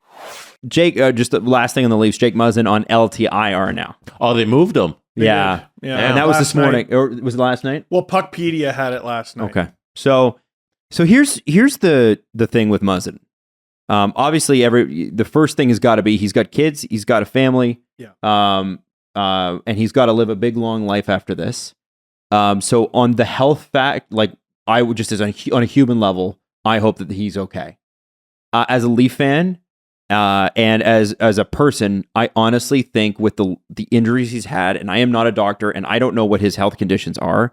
At a certain point, teams have to say to guys, and I think they should have had maybe this conversation with Ondrej Kase last year. Are you really sure you want to come back? Ondrej Kase's out again. Carolina's got to have that conversation with him. I think at a certain point it behooves teams to say, listen, we are worse off without you, but you need to look beyond this game. Yeah. You've got kids and a wife. They've committed. They need you for the rest of your life. We need you for 2 more seasons. Yeah, Leafs gave him a contract offer too. Oh, I know. Yeah, he's a great player. And maybe that's not a part of the culture in the game, but I feel like maybe it needs to be at a certain point where the doctor goes to the general manager and goes, listen, it's not a good idea. Mm-hmm. Without knowing more about Muzzin's situation, it's hard to make an assessment, obviously. I remember when he took that injury against Columbus, I was like, oh shit, like that might be it. And he was so good for them in that series. They lost it because he wasn't there. Yeah. I think he would have won it.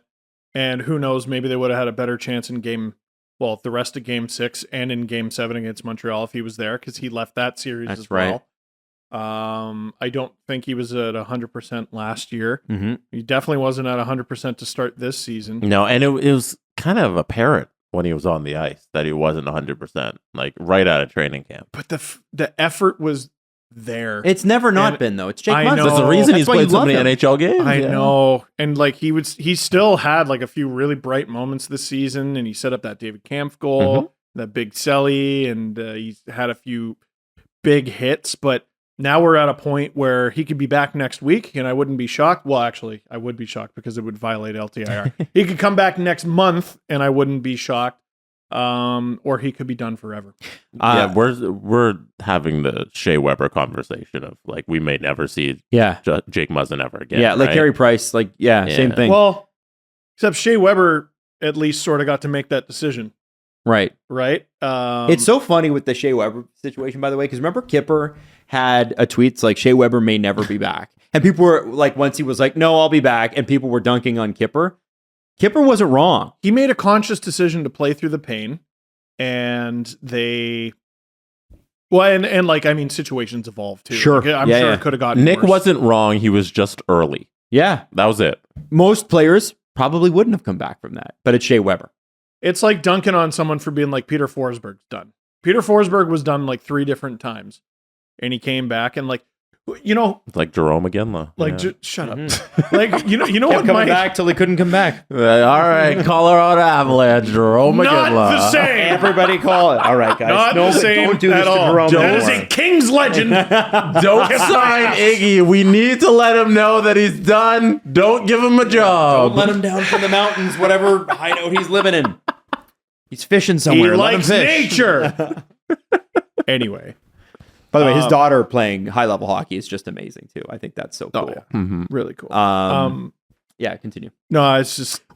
you never know. So the thing that... And I know you guys haven't read this, but the Ken Dryden book on Steve Monador is fascinating because there's a part on it about Keith Primo. And growing up, Keith Primo was like the ultimate power forward centerman. Yep. Right? He just missed out on that cup with Detroit because he got traded for Brendan Shanahan to Hartford like the year that they won. Right? Brutal. But the guy was unbelievable. And when he was playing on those Flyers teams in the early 2000s, man, he was so good. Like, think about that. You have Lindros and Primo.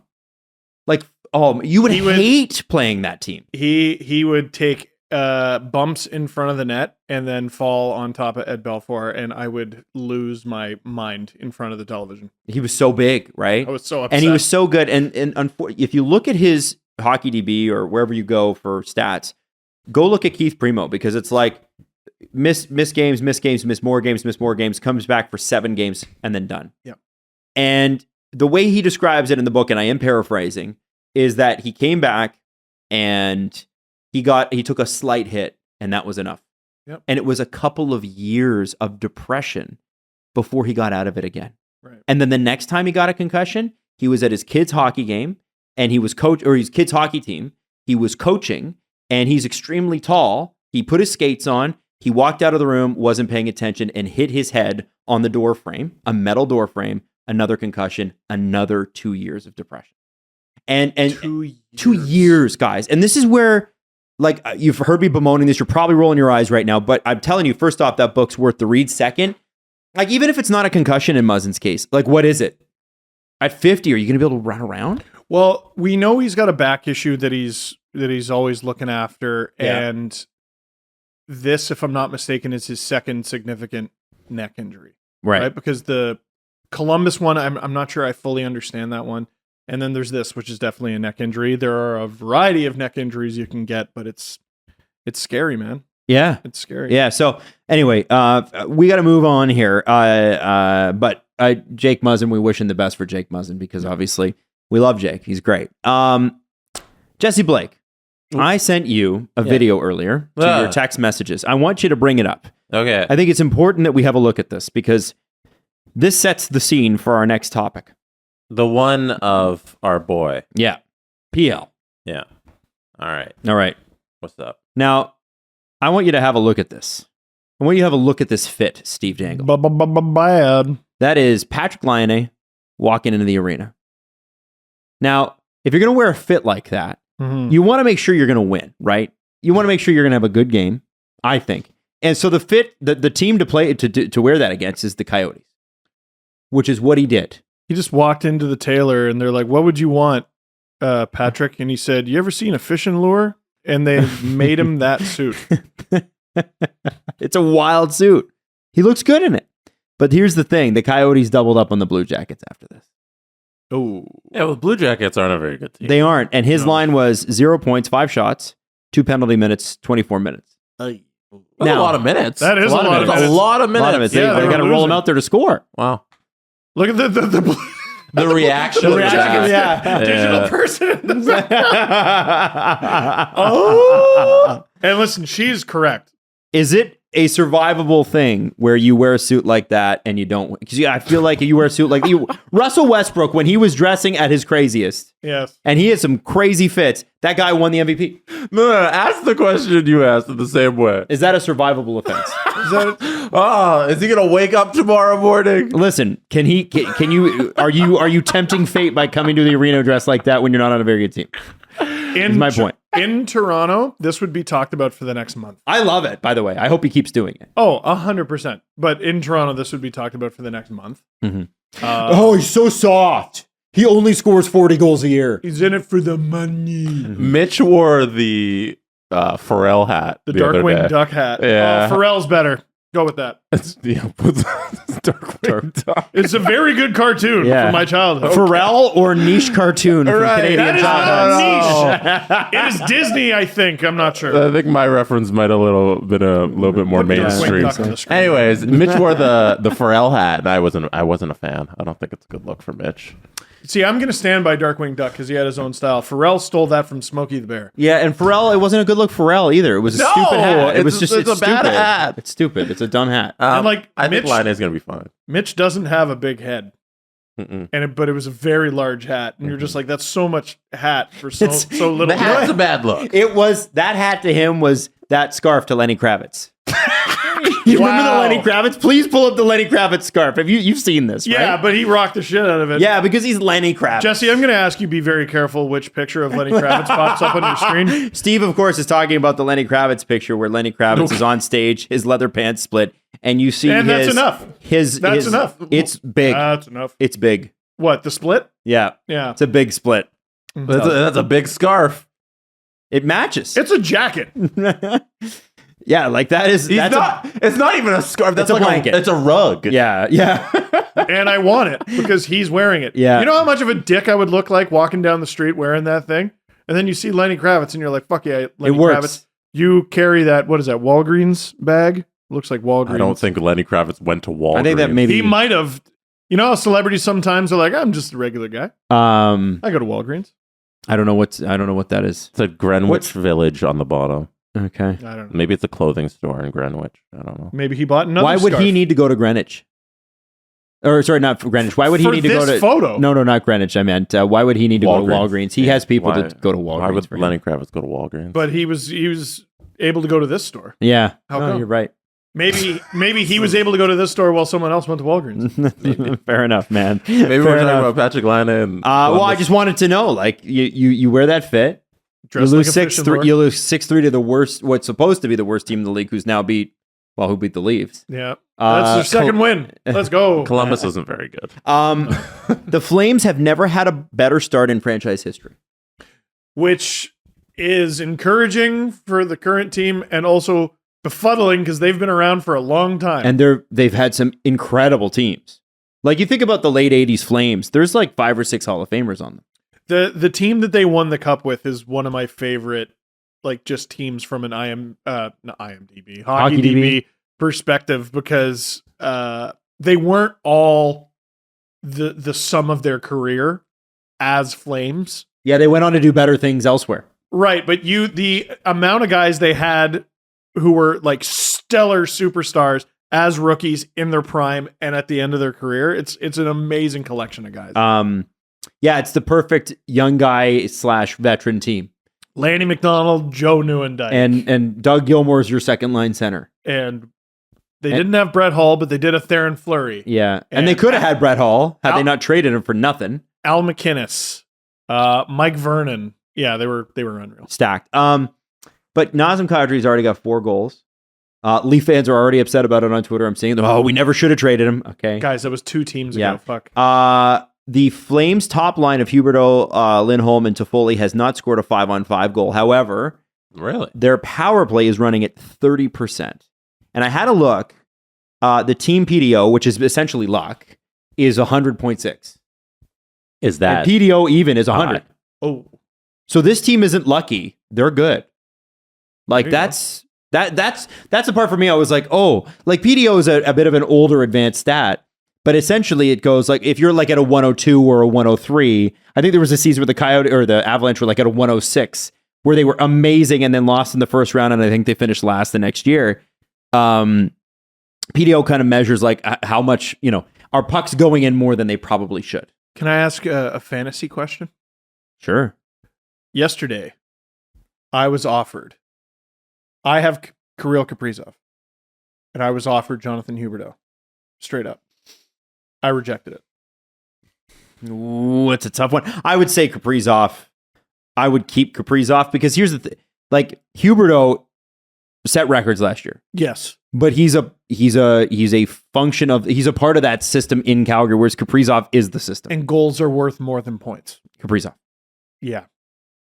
Yeah. Huberdeau is a great player. It's also, Huberdeau has like 8 shots on goal, which is maybe a little concerning. That's less than you'd think. Yeah, Kaprizov has something in the 20s. I was trying to pull up Kaprizov's stats because you mentioning his shots on goal. You said Huberdeau has 8 on the season. I think so. Versus Vancouver 2 games ago, Kaprizov had 7.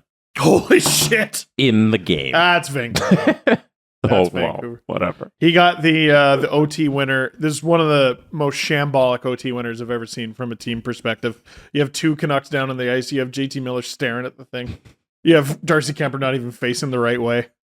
And that wasn't even their most recent loss. Nope. Shambolic.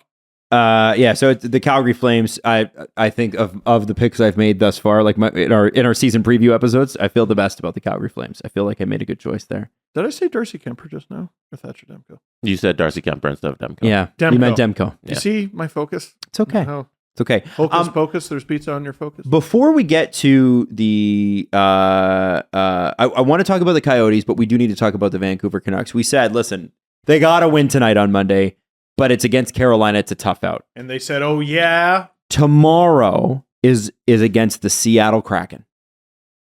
If the Vancouver Canucks can't beat the team that stole their colors, stole half their damn fan that's base. literally a 20-minute drive away. It's Is not it? really. No, it's not. Oh. But they're pretty close. If they can't beat the Kraken, you still can't tell me that firing Bruce Boudreau is the right thing. And I heard CJ talking about it on the CJ show. He's like, and I forgot about this. Obviously, this would be their 3rd coach in a calendar year because Travis Green, Bruce Boudreau, and then they'd have to pay them both. Because Boudreau and Green are both under contract. They're paying Green for like 3 years or whatever. Ooh. And if they don't beat the Kraken, guess who's waiting for them the next night? Oh, it's a back-to-back. Pittsburgh. Woo! Woo! Oh my God. Yuck. Now I've heard poor Kaya on Game Over Vancouver just had an absolute meltdown after the game. She's a legend. She was amazing. You should go check. Sympathy, I want a cup.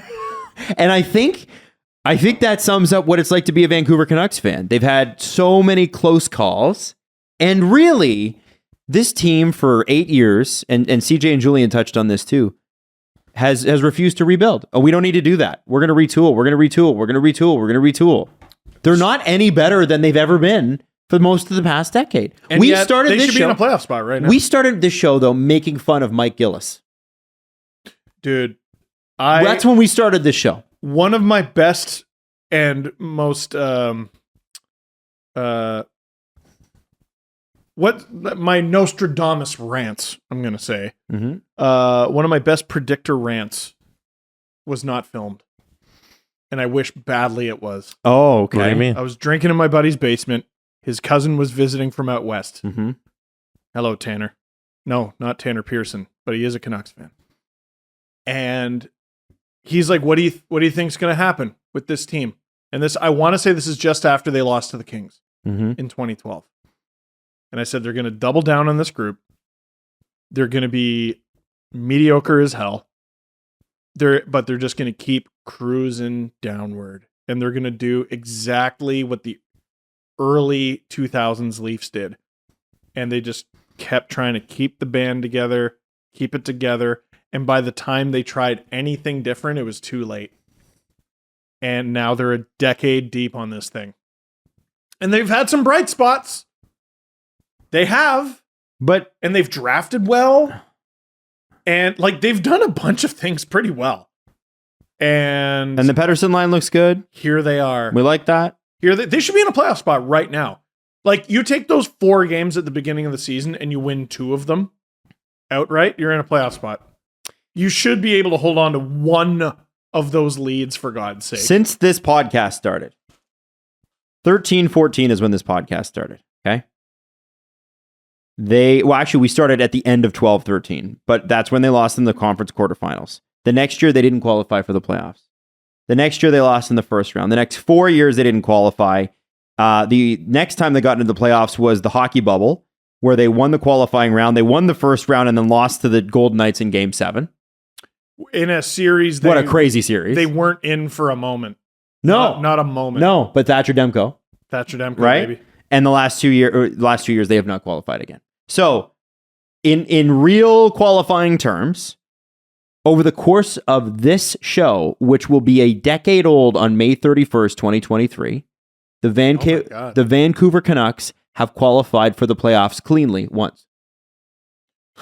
You can understand why Canucks fans are upset. I get it. And what I don't get is the reluctance to just rebuild it. See, you have the No. I didn't think this was coming. I'm going to be honest. I didn't think this was coming. I'm not talking about strip it like the Sabres did because they did it wrong. Right. But trade your good players for good young players and rebuild. Their best players are young. Yeah. Like you're not trading Pettersson. Horvat, to me, JT Miller. It's those two. Yeah. Trade them. It's those two, and I think you trade one of them. And what are you going to do about Oliver Ekman-Larsson?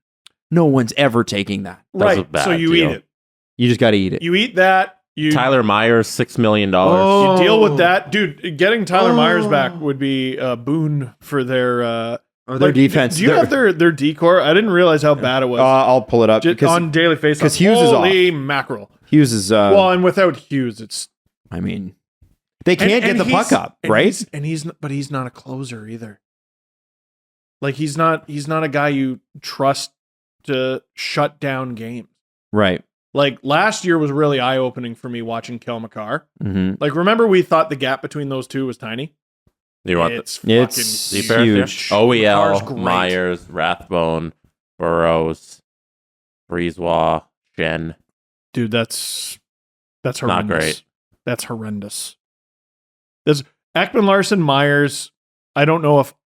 Like, both of those players don't make a lot of teams in the NHL. And that's your top pair. There's Rathbone, Burrows.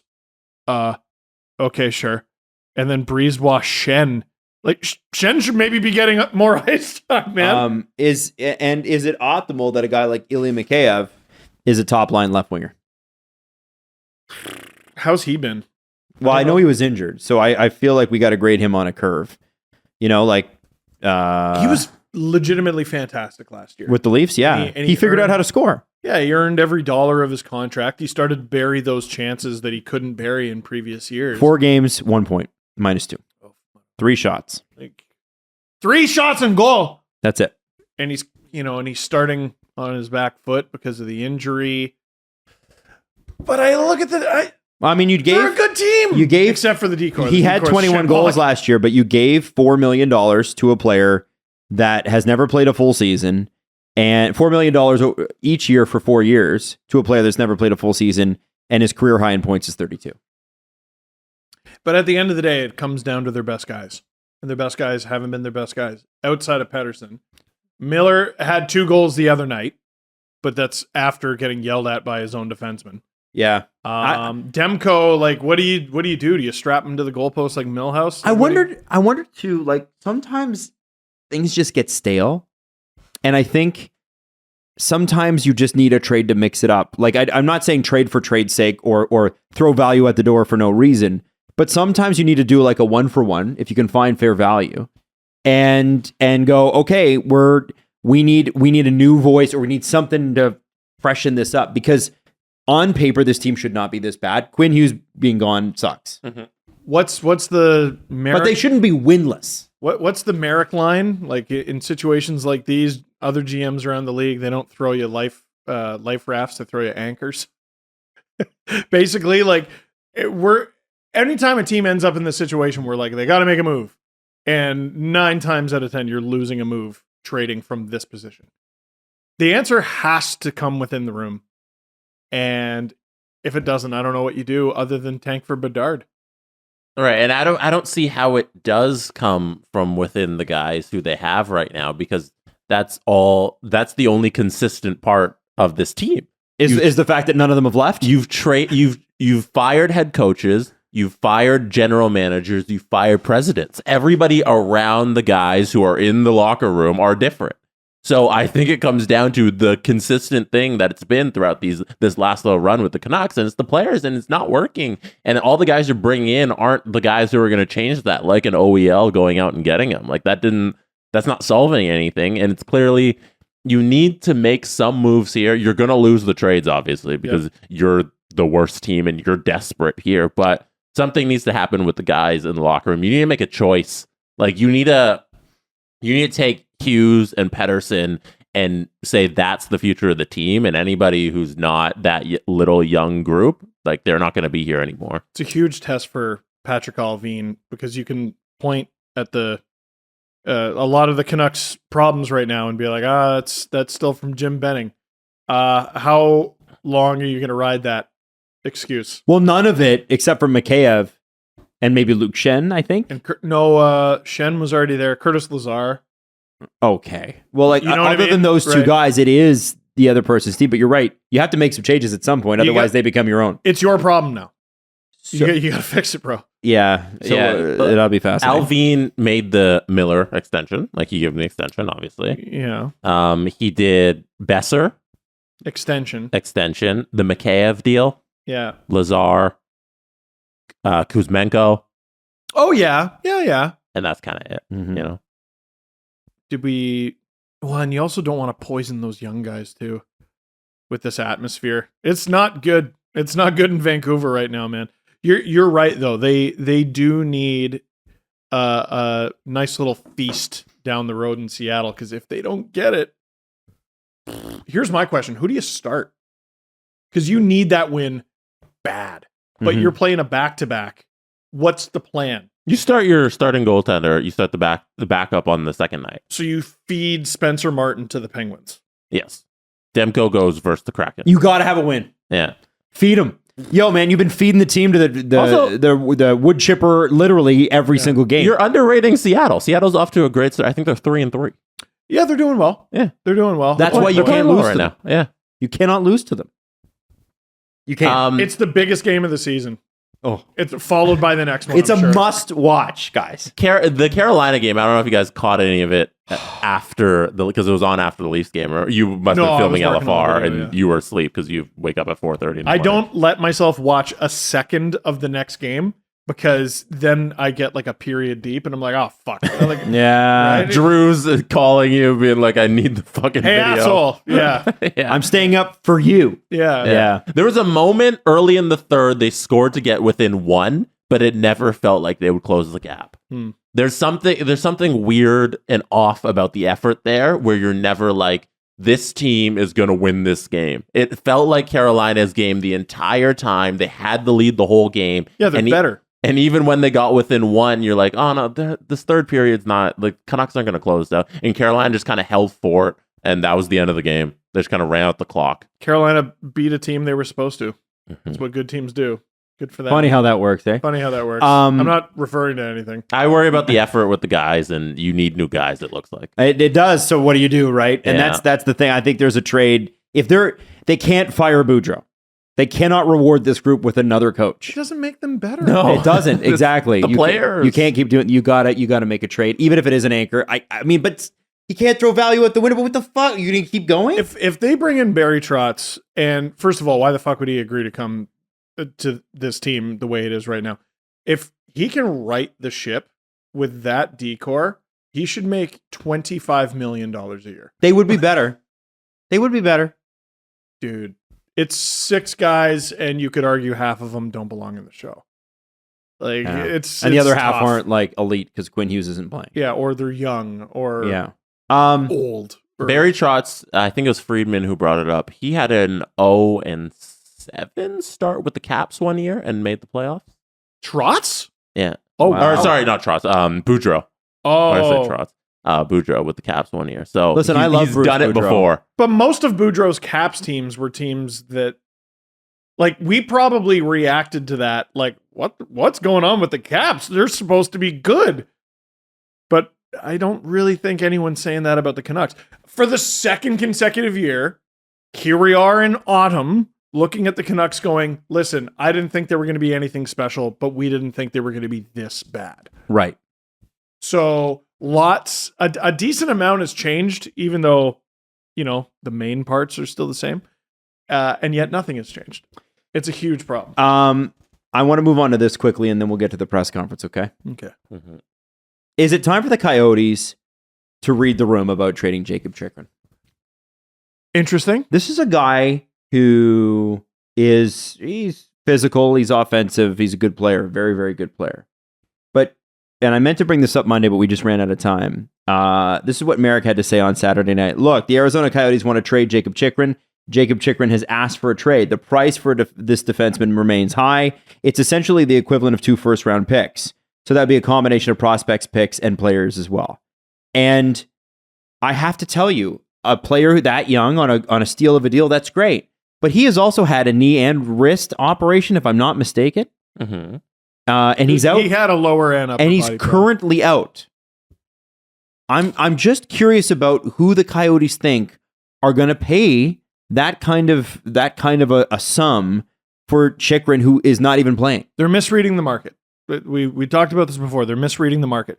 You could get Klingberg for less if you really need a great puck moving defenseman. The issue is the cap hit, and it's highly sought after because it's a very reasonable cap hit. But the price to acquire a cap hit like that has gone down because we now have a little bit more certainty when it comes to the cap, and all the forecasts are good. All the forecasts are positive. So you can acquire a good player for a reasonable hit this season. The appeal is for the seasons that follow, but we're expecting the cap to go up significantly. So the urgency to pay top dollar for a contract like this isn't there anymore. If there's an announcement that, actually, never mind, we screwed up, the cap's not going to go up for 5 years, all of a sudden the price for Jakob Chychrun skyrockets, but it's heading in the opposite direction. I also think the reporting in itself is a little premature because the deal's not going to happen until he plays hockey for the Arizona Coyotes. So like we're in pre-speculation for the trade. It's going to happen eventually if both parties want to get rid of him. But we're not at the point yet where the deal's going to go through because he's gonna come back. He's going to get healthy. We're going to watch him play for 2 weeks in Arizona, and then we're going to kind of see it's going to pick up like December and everything. So there might have be a conditioning stint in actual NHL games. Literally. So like the rumors and rumblings are there, but that's all they are right now. I don't think. But that's what they've been for a year. Yeah, but because there's 3 years left, including this year on the contract, it's a long, drawn-out trade request. Imagine what they could have gotten if they traded him before the injury, is my point. Well, then, trade the player. there's that. If you keep hanging on, shit like this happens. It's hockey. What team? My thing is not what teams are willing. My thing is the Coyotes need to enough. Do you think they should just move him? I think that they got to move for less than 2 first-round picks. Are you kidding me? No, that's what they want. You don't waver on something when you have all the time in the world. But they're not. But they don't have any leverage. But they don't need to move him. They do. Here's the leverage. Yes, that they don't need to move him. Lots of players. But they can sit on it. Look at the St. Louis Blues with Vladimir Tarasenko. Yeah. He was like, I want to be traded, and they're like, that's nice, and they didn't. They exposed him to Seattle, who didn't take him. But it didn't go great there. But he's still an effective player for the St. Louis Blues.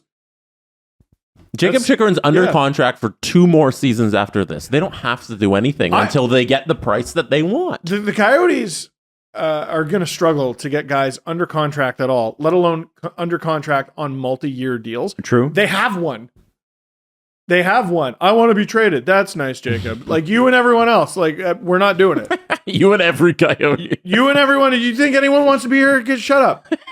Get out there and play. We don't even want to be here. We literally don't want to be here. Temporary. We're working very hard to not be here anymore. Shut up and play. That's what I'm doing if I'm the Coyotes. All right. It's not good. Very nice. What do you think? Morale is up through the roof? Shut up. So their leverage is they don't have to do it. Okay. So don't. They're going to get the deal that they want. No, they're not. They're going to get the deal that they're going to eventually just have to take a deal. They're not going to get the deal that they want. The deal they want is 2 first-round picks. They're not getting it. I think if they were going to get it, they would have got it. I think the deal they want is to have Jakob Chychrun. They don't want Jakob Chychrun. They want to trade him. No, they want. I think they said it was Merrick reported they want to trade him. Yeah, they're looking to move him because he wants to go. That's what I'm saying. No, but they're gonna wait it out and see what they can get this summer when all the cap space in the world's available. Nobody made that move. Why? Because it's stupid. Why would you advocating for trading him at his lowest value? Because you should have traded him when he was at his highest value before the injury. That's my point. My point is the Coyotes have hung on too long. They have yet again fucked this up. You're acting like he got injured in camp, guys. Adam, I don't understand. Why would you pay? Okay, why would you pay close to $5 million for a defenseman plus when you can just sign somebody for $6? Well, because you're not going to get someone as talented or as young. Yeah, right. He's good. Now, Adam, do you stand? Injured? I don't know. Do you stand at the waterfront in Toronto, and when the ferry takes off, you go no, like it's never going to come back? No, it does. It comes back, man. So I think the ship has sailed on top dollar for Jakob Chychrun for now. It might come back. Right. It might be a round trip. It's great to base your franchise, your best defenseman of your franchise. That trade on might come back. Here's They had a guarantee. From what we heard, Ottawa offered them a pretty good deal this summer. No, the other option that you're asking for is to trade him at his lowest value. Why not just wait? Because you have 2 years of waiting. Playing for the Coyotes is really going to up his value, guys. It will. They've been playing well. The Blackhawks won the Stanley Cup in 2015, and it's a good thing they did because they gave up a first-round pick for Antoine Vermette. There's always a mark. Always. They'll get their deal. You'll find someone. Their leverage is they don't have to trade them, and they don't give a shit about winning hockey games. Yeah. Oh, no. Like, what's the urgency? I guess I just feel bad for him because he deserves better. Here's where they potentially lose leverage. If he comes into the lineup, actually, they don't lose leverage, and I'll get to it. If he comes back in the lineup and makes them so good that they're no longer in the Connor Bedard sweepstakes, they have to get rid of him. But the price goes up because it means he's good. So they need him to be good. They need him They to be also good. don't. I want to be traded. Yeah, that's great. I don't give a shit. Yeah. Here's your jersey. Go Yotes. Reverse retro. It's really Reverse nice. retro. It's actually a great jersey. It'll look great in warm up. Anyway, get out there. Okay. You know, have you visited our cap friendly, Jacob? Oh, you have, so you know why we're not friggin' trading you. Shut up. Get out of my office. Okay, fair enough. All right, fine. I'm just making Bill Armstrong out to be the person he was depicted as. Chychrun, in the I Katie just feel Strang like is the article new that we all John forgot Klingberg about. from last year, which is we're going to follow this all year. Nothing's going to happen again. And he'll sign with the Ducks. Report on imminent trades. Yeah. That's what I want. It's been coming up a lot, this Chychrun stuff. Nah, these trades are the ones that frustrate me the most. Because, like, I know we all think they're months in the making, and like Brian Burke talked about that with the Dion Phaneuf trade. Mm-hmm. Months and months in the making, and Dave Nonis did a lot of the legwork. I think a lot of trades are done with no diligence, basically, and it's just GMs calling each other up. You want to do this? And then they have like a quick FaceTime with their like, yeah, I think we just. You're sticking. We're sticking. We can you? Yeah, sorry, I'm in the basement, and they leave the room. And about 15 minutes later, they have a deal with several $1 million implicated in it. And somebody's life uprooted from a city. Yeah, Going somewhere else. And an owner's millions of dollars at stake too, right? And they made the deal over a highball. yeah. I'll never forget. I'll never forget the Phaneuf deal. 7 players in the deal, millions and millions of dollars over many years. And they said the thing that got the deal done was Jamal Mayers going from the Leafs to the Flames and Frederick Sjustrom going from the Flames to the Leafs. That was the final straw. Jamal Mayer. That was it. I like Sjustrom. I actually liked him I too. liked him and Hagman. Those are my 2 underrated guys that I was like, I think that they were better than people remember them for. Hagman and Ian White, and Matt Stajan, Those weren't as good. and Dion Phaneuf and Keith Ollie. No, what got it done With Sjustrom. was a pair of 4th line centers at that point in their careers. Like, again, this shit can get done in a phone call, and that's why I'm mad at the Coyotes for wasting everyone's time. And with that, let's not waste any more time. Let's do the press conference. Mike Myers sure is scary, but the last thing you need is to be hairy this Halloween. Luckily, our friends at Manscaped launched their 4th generation performance package to make sure you get your pumpkins the ultimate carving experience on this spooky day. I like that. Turn your bite-sized treat into a king-size candy and join over 6 million men worldwide who trust Manscaped by going to manscaped.com, 20% off and free shipping with the code DANGLE. Who at Manscaped is screwing with us because they Dave. know Wrote it. Adam will It's read Dave. anything? Dave Manscaped. Dave Manscaped, the founder of Manscaped. Listen, DM. That's enough. Another product I'd like to show you that's a part of the Performance Package 4.0 is your body buffer. Oh, yeah? This is really important Buffs because your body? if you want to, well, because you use liquid soap or whatever and you pour it on whatever. Buffs your buff body. This in the helps. buff? This helps you buff your body. It's antibacterial, food grade silicone. So the only thing you're going to be washing is yourself. Because you know sometimes with those fluffy things that soap gets caught in, loofahs, they get smelly, right? Yeah, beekeeper place. Basically, the bristles deliver an enhanced. They deliver an enhanced lather because Jesse is a man of culture, so am I. To help reduce ingrown hairs. It's better for your bits. It's ergonomic. It shines your pumpkin. Yeah, exact. Thank you, Jesse. Now, if you want, I will not. 20% off. Not say Where do we go? And free shipping. Go to the code DANGLE. 20% off free shipping. Manscaped.com. Check it out. Ball. Want to bet? You can do it at Sports Interaction, Canada's sportsbook. Football continues. World Series happening very soon. And of course, hockey season. You can bet pregame, live and play, or in one of our many prop bets, which Jesse is looking at right now. One of the many prop bets. Made for Canadians by Canadians. Sports Interaction is easy to deposit, play, and cash out. Join now and see all that sports betting has to offer. Head to sportsinteraction.com/SDPN. That's sportsinteraction.com/SDPN. Ontario only. 19 plus. Please play responsibly. These days, every new potential hire can feel like a high-stakes wager for your small business. You want to be 100% certain that you have access to the best qualified candidates available, and that's why you have to check in LinkedIn Jobs. LinkedIn Jobs helps find the right people for your team faster and for free. And you know, we're actually, as a group, just getting into hiring people for the first time. It's difficult. It's a real, you would not believe how you're like, oh, wow, this is a heck of a lot harder than I thought. So LinkedIn Jobs makes it a lot easier. You add your job and the purple hashtag hiring frame to your LinkedIn profile to spread the word that you're hiring. There are simple tools like screening questions to make it easy to focus on candidates who have the right skills for a very specific job if you're looking for it, and experience as well.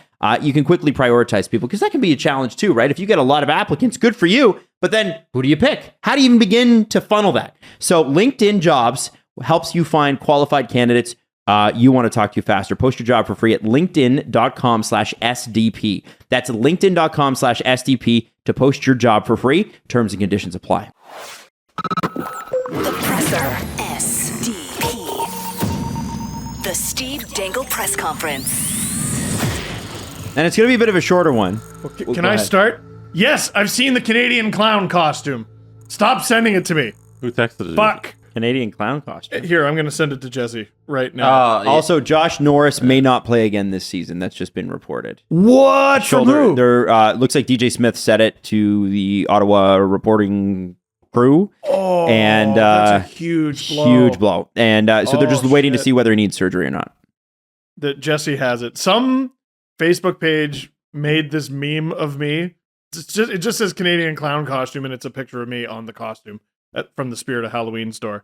And I guess other like Facebook aggregator sites have stolen it, and I've been sent it no more than 600 times. So you know how I was like, I'm chronically online, Yeah. and I always see everything. Mm-hmm. If you see something more than 15 minutes after it's been posted, I've probably seen it 500 times. Right. Stop sending it to me. Um, It's barely funny. Shut up. Jesse, I'm going to interrupt your press conference. I haven't started, so I need you to do something for me. okay. I need you to look at the note I just sent you. I need you to open the link. Should I not look at something? I need you to play the video on the screen. Okay. Because the PHNX Coyotes account, PHNX_Coyotes, Phoenix. we got a first look at the temporary visiting team spaces, the dressing room, the training areas for the first 4 NHL games at Mullet Arena. I don't know if this is a joke or not, but it seems like it's real. And literally, it's just a gigantic room with a bunch of black Curtains? curtains. No, This looks like media day. Thing on audio, there's curtains. This is literally like, so this is the temporary for these 4 There's the games. boards. So we're literally on the ice floor, okay? So if you're listening on audio, there's curtains. This is literally like an and uniced drapes. rink. Yeah. Pipes and drapes. Yeah. It is a fascinating Yeah. locker room setup. Obviously, this is not what the visiting locker room at No. Mullet will be. So they're going to lock the Permanently. community rink when visiting NHL teams here. Nobody's going to have access to this other than the visiting team. So they're actually going to have access to a massive space. It's just not what they've grown accustomed to. But I want to point something out. This is not something new. I know that the images, the actual imagery Craig will be Morgan? new to a lot of people. It And might be. I'm not sure. once we put this out on social media, I can predict the responses that we're going to get, particularly from north of the border. It's Craig. Yeah. And Yeah, that's Craig why I wanted doesn't to like talk to us Javier Gutierrez. when The it comes to timing that was stuff. really We always happened to have an interview set up with him, and I brought this up. And so Javier Gutierrez, a lot of this will be contained in a story that will run Thursday as I set up the first NHL game at Mullet Arena. But I spoke to Javier Gutierrez at length, and he addressed the visiting team areas specifically. So we have a lengthy, but you know me, I like nuance, I like detail. I don't like just a quick soundbite. So here's what Javier Gutierrez had to say about this. So for those listening on audio, he said, as far as these temporary locker rooms, NHL league office and hockey operations folks have been involved throughout the entire process. We've had constant communication with the Players Association, not only about these 4 games in the temporary locker room and facilities that we would have to build out, but the entire annex. So from day one, there has been communication about all of this. All 4 teams that are coming are fully aware of the setup. I have had conversations and outreach and communication with all of those teams. We have made ourselves available for any questions or concerns. I think they are all confident that if the league office and their stellar staff on the hockey operations side is involved and they have signed off on it, that it is appropriate for them. It's great. I mean, it's only 4 games. It's 4 teams. It's great. It's great. Like, It's great. I don't know. I feel You know like what? No, I they're feel doing like great. this situation No, right. sucks, or this situation isn't ideal. I don't know. I just feel like that ship has sailed. We've done it to death. And I'm excited for the games to actually happen and to hear what the players have to say. Mm-hmm. That, like, we can see the images. I mean, there wasn't anywhere to sit, right? So it's obviously not done. Yeah. It's literally, we're looking at an empty ice rink that's been covered with floor, you know? So they're not standing on ice and a curtain. We don't know what it's going to look like. We got to It's have not Craig a- on. We got to have Craig Morgan on. Yeah. We got to have him on. We got to have him on because I think there's a lot of the Canadian media going on with Arizona, and I get it. I totally understand that. Here's the issue I have is the you know That's the a lot of the two gray sources on the I schedule. the two sources I trust least in this situation are Javier Gutierrez and NHL head office. Yeah. Oh, we've been in constant communication. Yeah. Both of you, I'm like, I have question marks. Is this ready? Is this ready? Yeah, those words were a lot of nothing. Oh, we've talked to the Players Association. Yeah, of course. Like, okay. Like, that's not answering anything. You're not telling us anything new. Mm-hmm. The game, by the way, the first game at Mullet Arena at ASU is on Friday versus the Winnipeg Jets. So we're going to get the unveiling of the arena there. The 4 games that they're talking about That's are a the nice 4 touch. games. What do you mean? That it's the Jets. The Jets? Oh, yeah. I think that's very funny. Yo, they better put that in the NHL games. They got to Mullet put that. Arena? Yeah, they got to put it in the NHL games. No, they'd have to like patch it in because it's not in right now. so. It's one of the most realistic things about the game. They haven't played a game there yet, so why would they have it?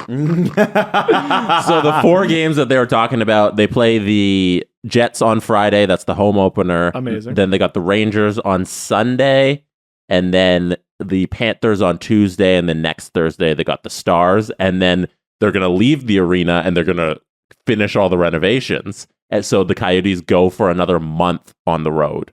So they started a month on the road. They get 4 games at home. Then they go another month on the road, and they're not back until December 9th.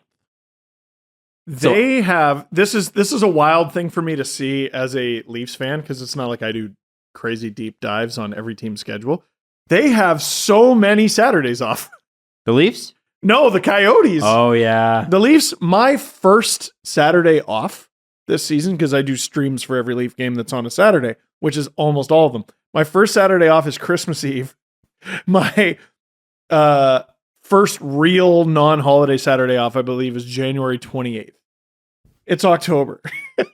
It's just, I don't know. It's just wild. It's just different. It's like the Blue Jays always play in the afternoon on the weekends, where most baseball teams play at night on the See, weekends. I've never looked at that as a bad thing, because I'm always like, this is awesome. I can watch baseball and then hockey Yeah. or basketball, depending upon In who's the in. sun. Yeah. So- So great. with the Coyotes, there's nothing to say on the situation because they're in it. You know, we've gone past the point where we can be like, this is awful, because they went through with it, and this is the exact plan that they've signed up for. We knew the arena wouldn't be available until December, and they'd have to do some temporary stuff they wanted to play, and now they have 2 months besides 4 games at home.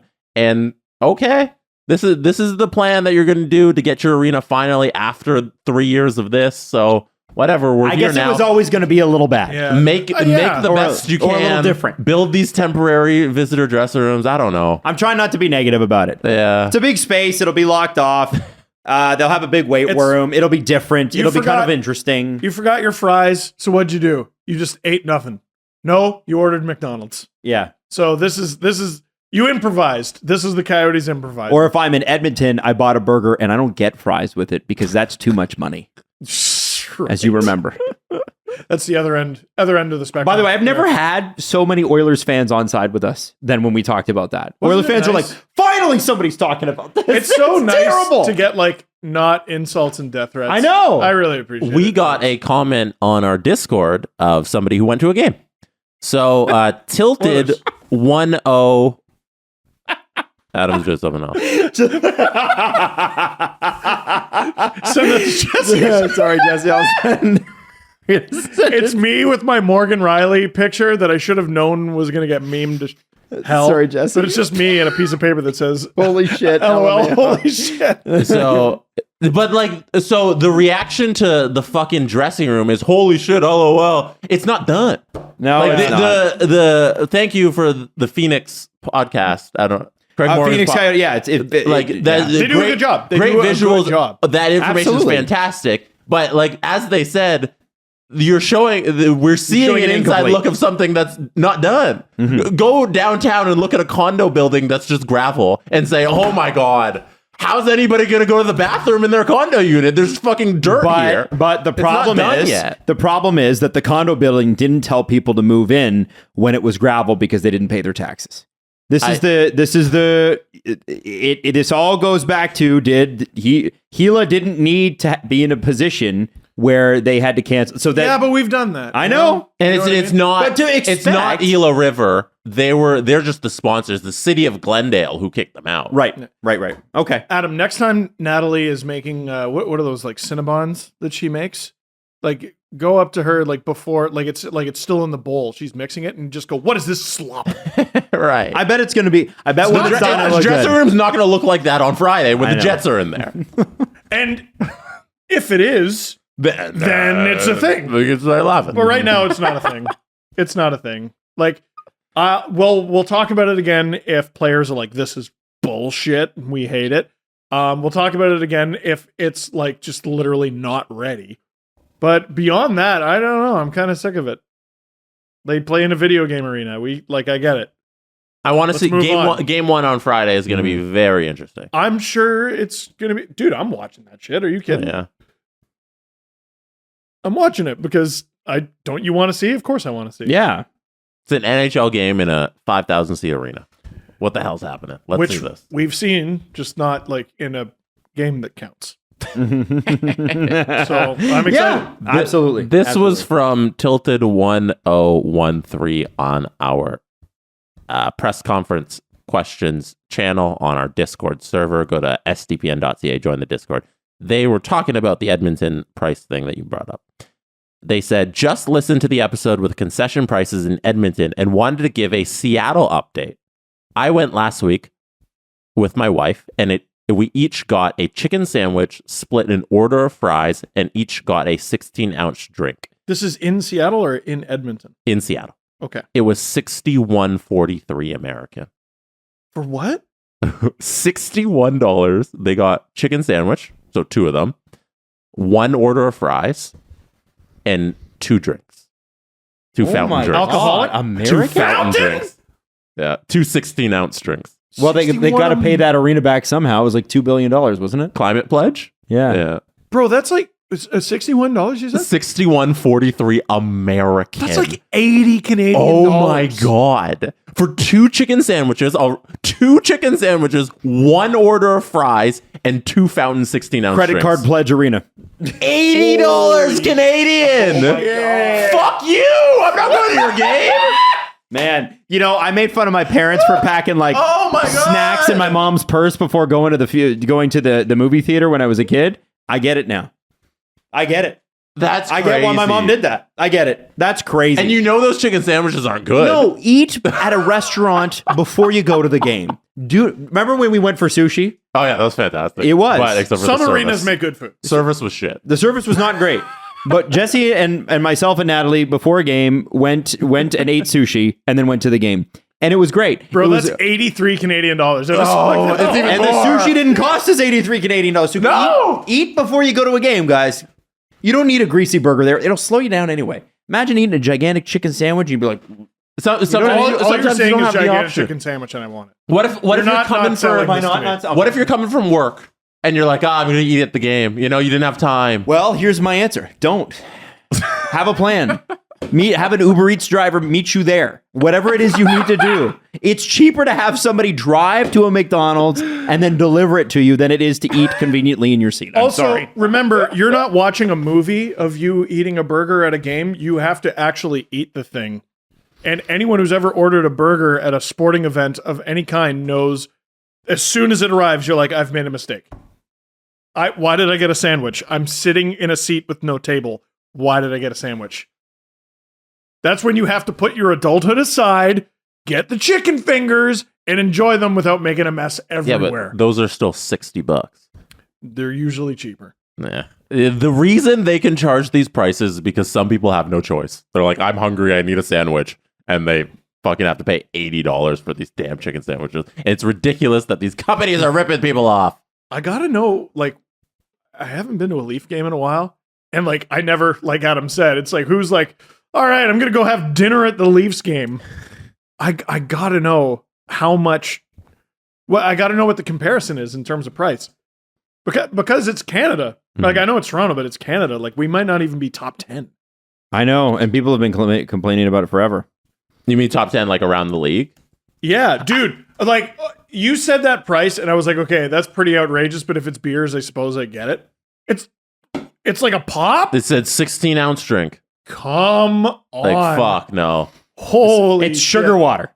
Bubbly sugar water. Yeah. You want to pay that much for that? Even if they were beers, $80? No, that's messed up. 83, you did the conversion? Like, you think about it, like, we Canadian used to complain dollars. at Rogers Center when those 20-ounce beers at Rogers Center were $20 a piece, Yeah. right? I remember Yeah. those. That's 40. So even if that's $40 Canadian, right?